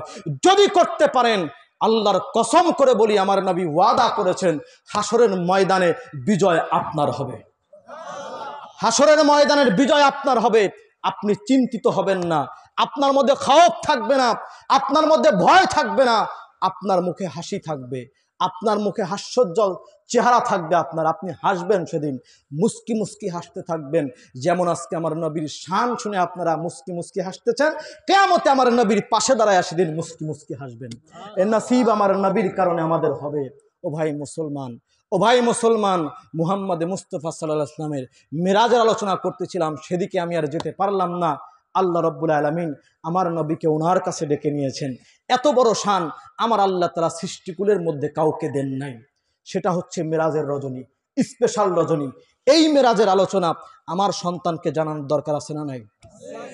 আপনার সন্তানকে জানানোর দরকার আছে না নাই? এই জানানোর পদ্ধতি কি? মাহফিল করতে হবে।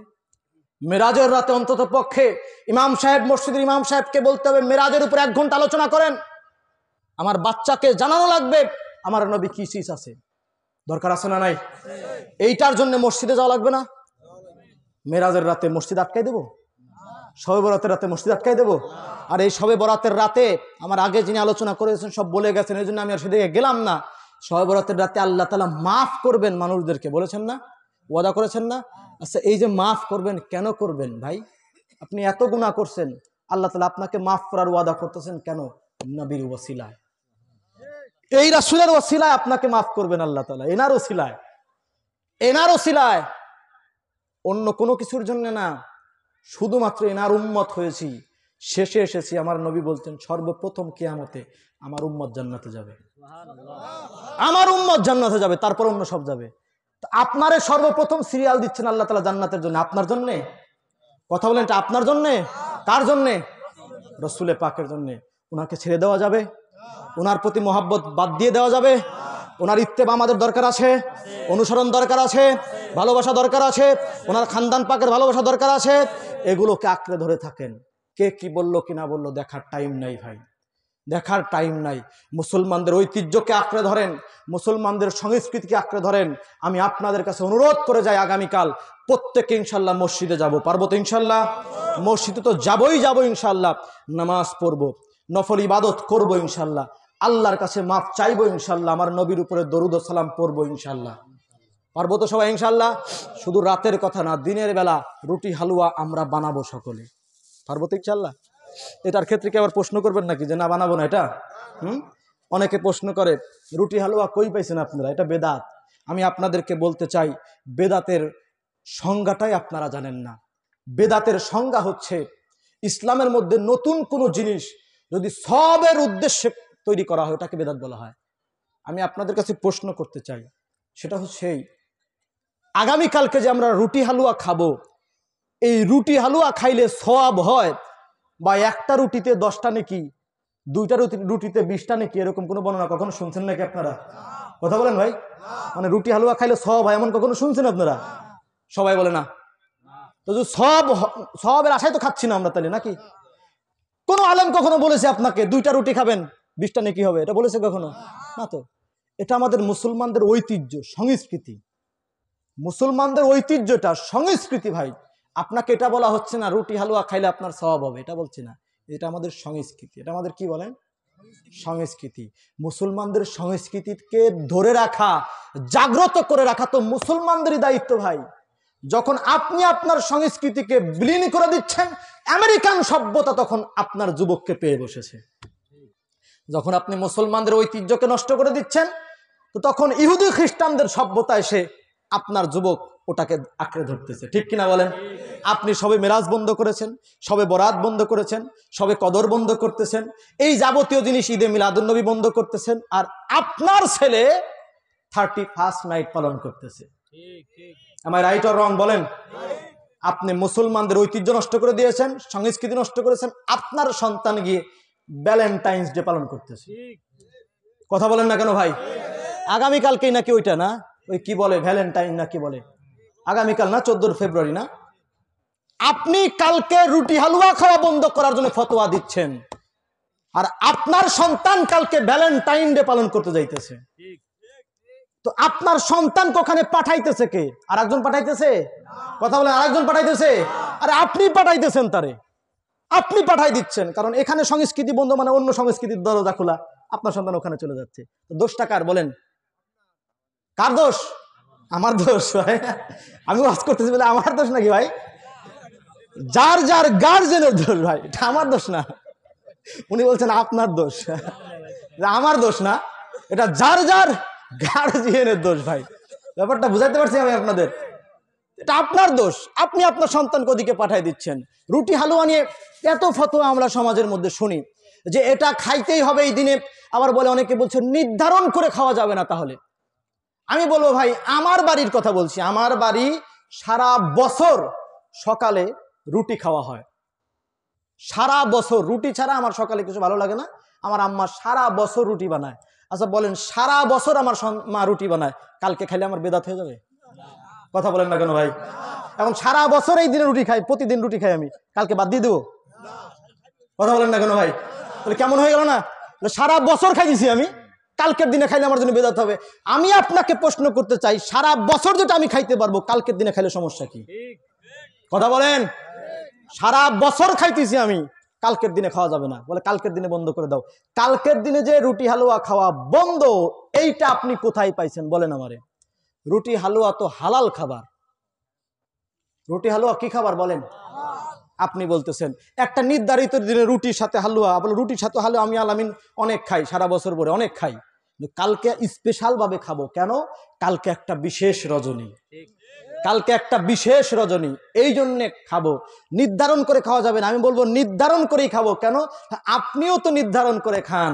সারা রমজানের 30 দিন আপনার ইফতারির সময় সুলা, বড়া, মুড়ি এগুলো থাকে, এটা নির্ধারণ করা। আমি আপনাদের ছোট্ট একটা উদাহরণ দিয়ে শেষ করে দিই। অনেক বাবা, রাত 12টা বেজে গেছে, আর জাস্ট এটা বলে শেষ করে দিই, কষ্ট নিয়ে দিলাম অনেক আপনাদের নাকি। হ্যাঁ, এটা বলে শেষ করি। ইফতারের সময় রসুল পাক সাল্লাল্লাহু আলাইহি ওয়াসাল্লাম বলেছেন, তোমরা মানুষদেরকে ইফতার করাও। কি দিয়ে ইফতার করানোর কথা রসুল পাক বলেছেন? খেজুর দিয়ে, নয়তোবা 1 গ্লাস পানি দিয়ে হলেও কাউকে ইফতার করাও। রসুল পাকের নির্দেশ, পানি অথবা কি বলেন? পানি অথবা কি? খেজুর। আচ্ছা ধরেন, তাহলে খেজুর দিয়ে ইফতারি করানো হচ্ছে সুন্নত, কি বলেন? তাহলে মুড়ি আর ছোলা খাওয়া কি সুন্নত? বলেন, ছোলা খাওয়া সুন্নত? হ্যাঁ, এদিক তো একমত না? এবার একটু ছোট্ট করে বুঝাই। আপনাদের এই ঘিমোনা মসজিদ ইমাম সাহেব বসে আসে, ধরেন যে আপনাদের এখানে তো প্রতি বছর ইফতারি হয় না? ইফতারি দেয় না মানুষ মসজিদে? ধরেন আপনাদের ইমাম সাহেবই একদিন ধরেন ইফতারি দিচ্ছে ওখানে। ইমাম সাহেব ভাবলো, ভাই মাইন্ড করেন না, আপনাদের উদাহরণ দিচ্ছি। ইমাম সাহেব ভাবলো যে আমি তো রসুলের পাকের সুন্নতের অনুসারী, তো সুন্নত বহির্ভূত কাজ আমি কেন করব? তো কি করব? বলে সুন্নত অনুযায়ী আমি ইফতারি করাবো। তো সুন্নত অনুযায়ী যদি ইফতারি করানো হয়, তাহলে তো খেজুর ছাড়ার কিছু দেওয়া যায় না, খেজুর আর 1 গ্লাস পানি। তো ইমাম সাহেব কি করেছেন? 1 গাবলা খেজুর কিনে মসজিদে দিয়ে আসছেন। এলাকার সব মানুষকে দাওয়াত দেওয়া হয়েছে। আজকে মসজিদে ইমাম সাহেবের ইফতারি। সবাই তো ভাবছে কি না কি আজকে খাওয়াবে, ইমাম সাহেব দিতেছে, বিশাল বড় কথা নাকি? হ্যাঁ, তো মসজিদে গেছে, সবাই যখন কাতারে বসে গেছে, সবার কাছে 1টা 2টা বা 5টা 10টা করে খেজুর ধরাই দেওয়া হয়েছে। কি বলেন ভাই? খুশি হবেন খুব আপনারা, হেভি খুশি হবেন না? আলহামদুলিল্লাহ, ইমাম সাহেব কত সুন্নতের অনুসরণ করেন, তিনি সুন্নত অনুযায়ী আমাদের ইফতারি করাইতেছেন। এটা বলবেন নাকি বলবেন খেটে খামারের লোকজন আছে না, কাজ বাজ করে সারাদিন রোজা থেকে কষ্ট করেছেন, বলে সারাদিন রোজা থেকে এই খেজুর খাওয়ার জন্য এখানে আসছি নাকি? কথা বলেন না কেন ভাই? বলবেন না এটা? সারাদিন রোজা থেকে খেজুর খাওয়ার জন্য আসছে, আগে জানলে আসতামই না। ইফতারি করাইতে পারবে না, তার দাওয়াত দিতে বলছে কে? এত লোকের দাওয়াত করেন, এখন খেজুর খাওয়াইতেছে সামনে।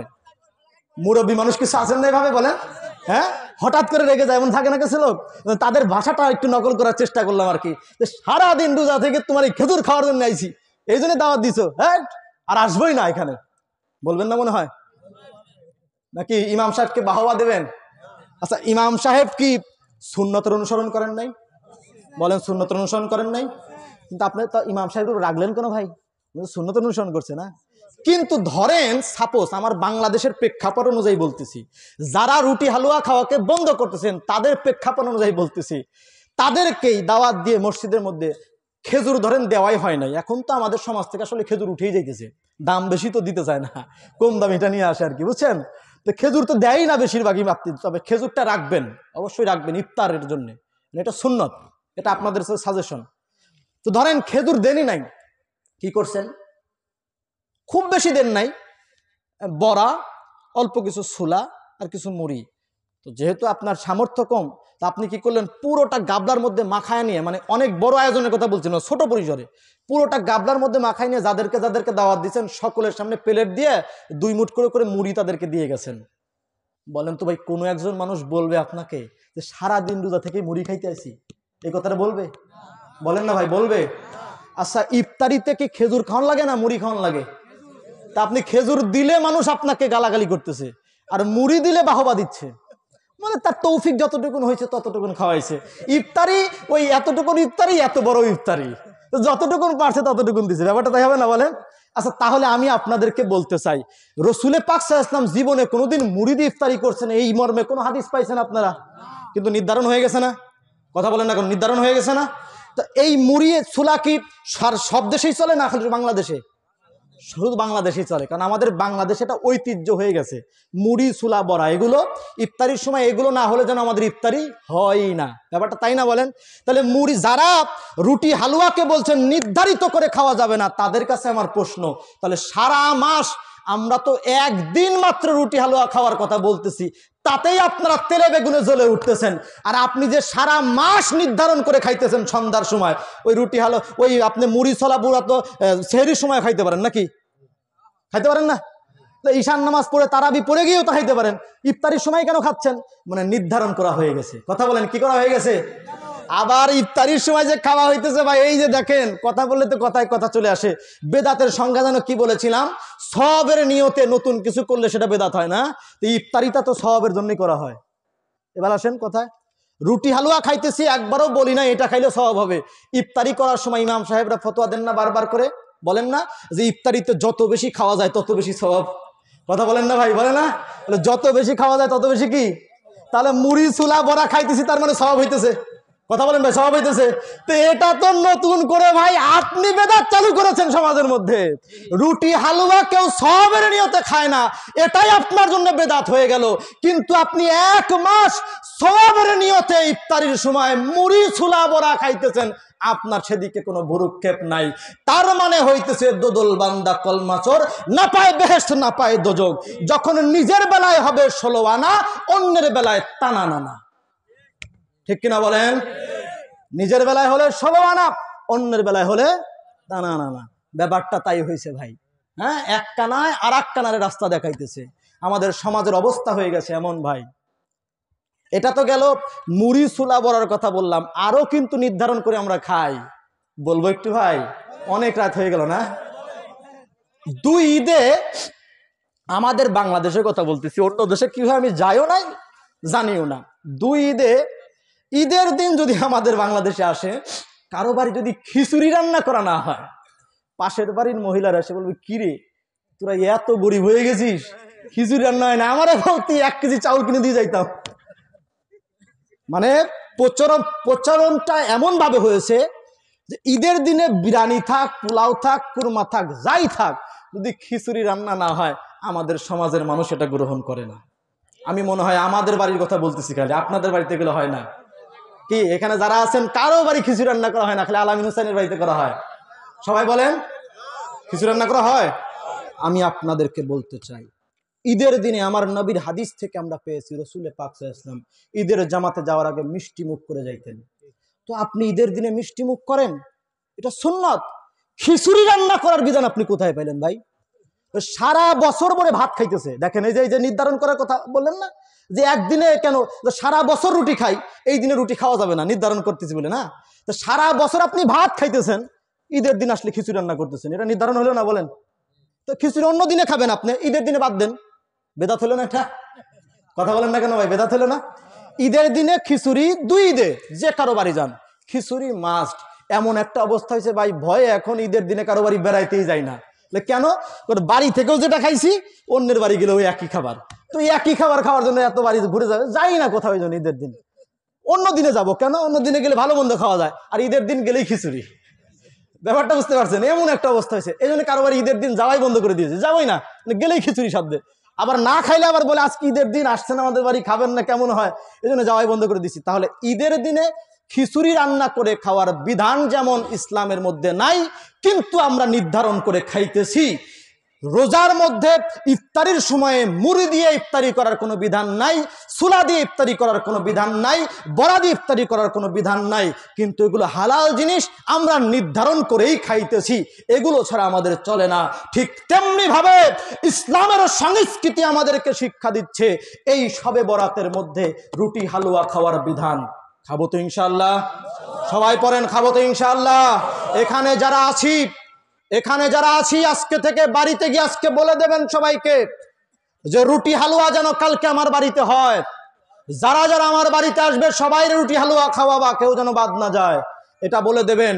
আপনি তো রান্না করবেনই, মাইকের আওয়াজ তো মা বোনেরা এসেছে না, এখানে আসছে না?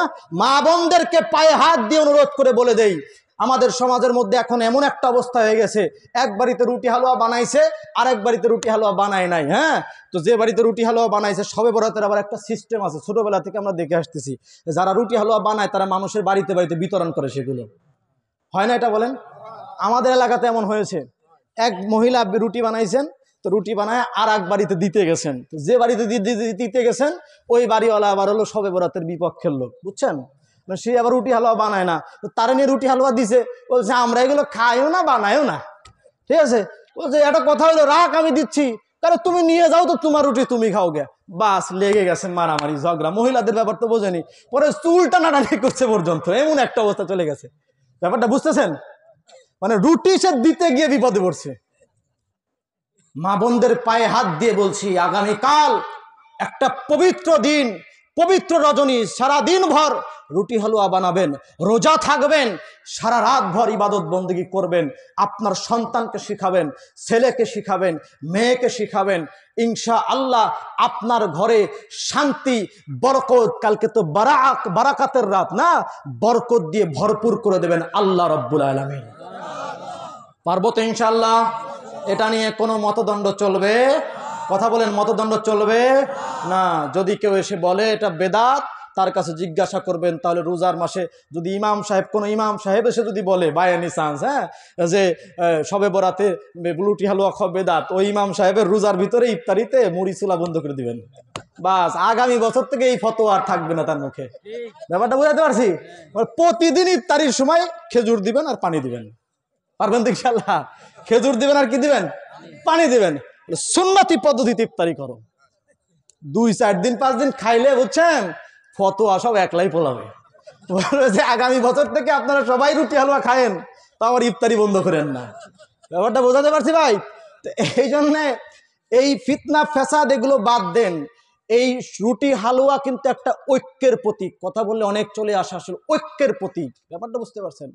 আমি ছোটবেলায় দেখেছি, এটা বলে শেষ করে দিই, অনেক রাত হলো, অনেক সময় নিলাম আপনাদের জন্য, দুঃখিত। যে ঐক্যের প্রতীক কিভাবে, ছোটবেলায়, আমি আমার কথা বলছি, অন্য কারো কথা বলছি না, আমার কথা বলছি। আমি ছোটবেলা থেকে দেখে এসেছি, আমার মা, আমার আম্মা, আল্লাহ তার হায়াত দারাজ করুক, নেক হায়াত বাড়িয়ে দেখ, উনি প্রতি বছরে এই সবে বরাতের দিন সকালবেলা ফজর নামাজের পর থেকে রুটি বানানো শুরু করে দিতেন। পুরো এলাকার মানুষের রুটি বানানোর আগে আমার মায়ের রুটি হালুয়া বানানো কমপ্লিট। ছোটবেলার কথা বলতেছি, আমার ব্যক্তিগত কথা। আমার মা এত বড় একটা ডালার মধ্যে রুটিগুলো সাজাইতেন, 2-3 রুটি দিতেন, ওর ভিতরে যে কয়েক প্রকারের হালুয়া বানাইছেন ওগুলো দিতেন, দিয়ে সুন্দর করে সাজায় আমার হাতে ধরাই দিতেন। কি করার জন্য ভাই জানেন? পুরো এলাকার প্রতিটা বাড়িতে বাড়িতে যাবা, এই রুটি হালুয়াগুলো দিয়ে আসবা। এই যে আমি গিয়ে দিয়ে আসতাম, এতে কি হতো জানেন? বিকেলবেলা আমাদের বাড়িতে রুটি হালুয়া ঠাই পড়তো না। কেন জানেন? আমি তো মনে করেন একা গিয়ে 10 জনের বাড়িতে দিছি না, 2-3 করে দিয়ে আসছি না, এবার এই 10 জন মিলে আমার বাড়িতে নিয়ে আসছে রুটি। খাবা কত খাও? আচ্ছা বলেন, এই যে 10 জনের বাড়ি আমি দিয়ে আসলাম, 10 জন আমার বাড়িতে রুটি হালুয়া নিয়ে আসলো, আমাদেরকে দিল, এতে কি আমাদের মাঝে সম্পর্কের ঘাটতি হলো নাকি বৃদ্ধি পেল? সবাই বলেন, ঘাটতি হলো না বৃদ্ধি পেল? ধর্ম আমাদেরকে কি শিখায়? মানুষের সাথে সম্পর্ক বৃদ্ধি করা নাকি বিচ্ছেদ করা? কোনটা শিখায় ধর্ম আমাদের বলেন? তো সবে বরাতের হতে পারে ছোট্ট রুটি হালুয়া, আপনি বলতে পারেন এই রুটি হালুয়া নিয়ে এত গল্প আপনাদের। আমি বলবো এটাকে আপনি ছোট আকারে দেখেন না, এই রুটি হালুয়া মুসলমানদের অনেক বড় একটা ঐক্যের প্রতীক। আর এই জন্য ইহুদিরা, খ্রিস্টানরা এই রুটি হালুয়ার প্রতি তাদের নজরটা দিয়েছে, এমনি এমনি দেয় নাই যে এটাকে বন্ধ করো সমাজের ভিতর থেকে। আর আমার মুসলমান ভাইয়েরা, কিছু মানুষ বুঝতে না পারার কারণে এই ফাঁদে পা দিচ্ছে। পায়ে হাত দিয়ে বলবো, খবরদার ভাই, মুসলমানরা যে জিনিসে একত্রিত হয় ওটাকে কখনো আলাদা করার চেষ্টা করবেন না। আল্লাহর দরবারে আপনি দায়ী থেকে যাবেন। যাই হোক, অনেক কথা বললাম আমার ভাইয়েরা, আমার বন্ধুরা, পায়ে হাত দিয়ে একটা জিনিস বলবো, যে কথাগুলো বলেছি, আমি বলেছি বিদায় আপনি মানবেন সেটা নয়। আমি আপনাকে বলবো, আপনি চিন্তা করেন, গবেষণা করেন, কোরআন হাদিস ঘাঁটেন, আপনার কাছে এগুলো ক্লিয়ার হয়ে যাবে, দিনের আলোর মতো পরিষ্কার হয়ে যাবে। রসুলে পাকের মহাব্বত অন্তরে রাখবেন, আহলে বাইতের মহাব্বত অন্তরে রাখবেন। জীবনে যতদিন বাঁচবেন মনের মধ্যে এই ইরাদা রাখবেন, শেষ নিঃশ্বাসটাও যেন আহলে বাইতের কদমে হয়। আল্লাহ তাআলা আমাদের সেই চাওয়াকে কবুল করুক। সকলে পড়ি আমিন সুম্মা আমিন সুম্মা আমিন। ওয়া আখিরি দাওয়ানা আনিল হামদুলিল্লাহি রাব্বিল আলামিন। আসসালামু আলাইকুম ওয়া রাহমাতুল্লাহি তাআলা ওয়া বারাকাতুহু। ইয়ানে 12 তারিখ রবিউল আউয়াল পিরিকি দিন ওয়াক্ত সুবহে সাদেক সাইয়্যিদে কাউনাইন সুলতানে দারাইন আহম্মদি মুজদবা মোহাম্মদ মুস্তফা सल्लल्लाहु अलैहि वसल्लम ने शाह जलाल से दौलत से इकबाल में ज़ुहूर अज़मल फरमाया, उठ वक्त तजीम अहम्मद है, बयान ज़ुहूर मोहम्मद है। या नबी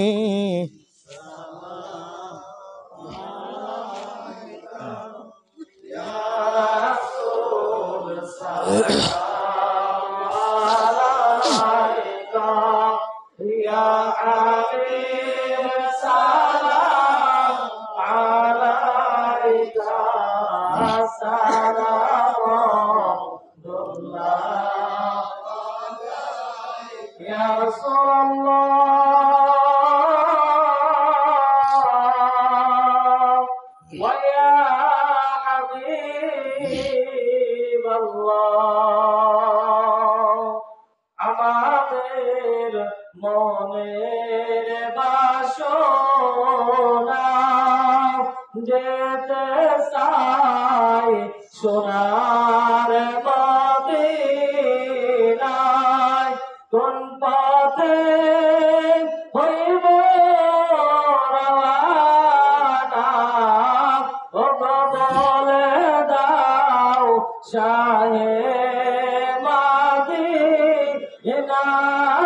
ইয়া নবী সালাম আলাইকা, ইয়া রাসূল সালাম আলাইকা, ইয়া হাবিব সালাম আলাইকা, সালাওয়াতুল্লাহ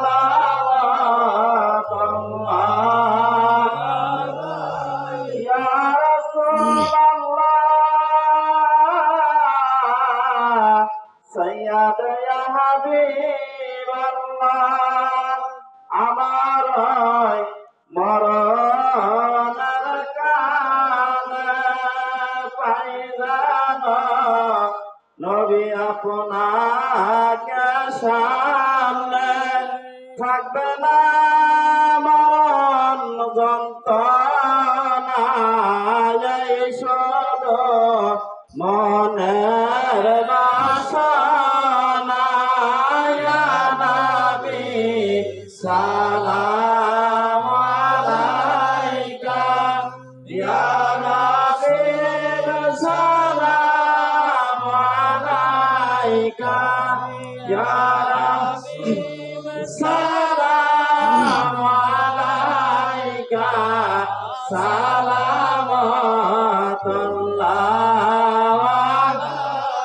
ইয়া রাসূলুল্লাহ সাইয়্যিদ ইয়া হাবিবাল্লাহ। আরশে লেখা আপনার নাম, কালেমা পড়ি আপনার নাম, আজানে শুনি আপনার নাম, আপনি যে আসসালামু আলাইকুম। ইয়া নবী সালাম আলাইকা, ইয়া হাবিব সালাম আলাইকা, সালাওয়াতুল্লাহ আসসালাম আলাইকা, আসসালাম আলাইকা,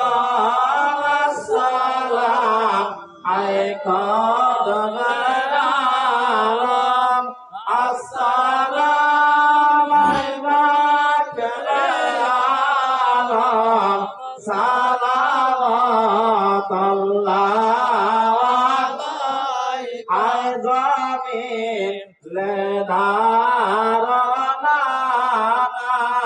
हिंदी में अजमाल परेशान उसमार हो ससमाहनाए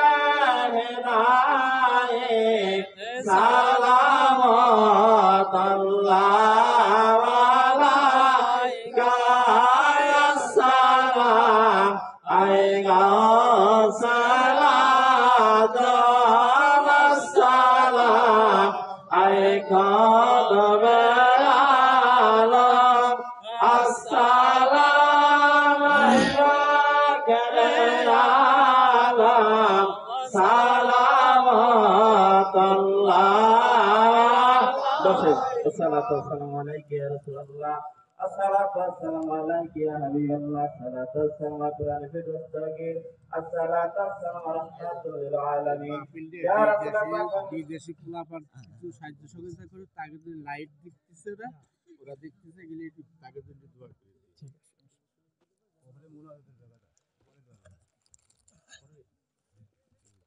কি করবেন? খবর দিয়ে দিবেন, দিতে পারেন মোনাজাতের মধ্যে দিতে পারেন। খাইছি মানে যেভাবে আছে এইভাবেই থাক, এর মধ্যে আপনারা দিয়ে দেন। ওই লাইন দিতে গেলে ওই ঝামেলা হবে না। সবারই প্রতি আমি একটা মেসেজ দিচ্ছি, আপনারা অনেকেই অবগত আছেন আমাদের মসজিদ দেখা যায় কি আমরা সম্ভবত সহবেরতের পরেই আমাদের মসজিদের কাজ ধরব। এই জন্য এই মসজিদের আওতাভুক্ত যে সমস্ত মানুষেরা আছেন তাদের কাছ থেকে দেখা যায় কি আপনাদের টাকা ধরা হবে। সবাই আনন্দ চিত্রে দেখা যায় কি আপনাদের যে যার কিছু ধরা হয় না কেন আপনারা দিবেন।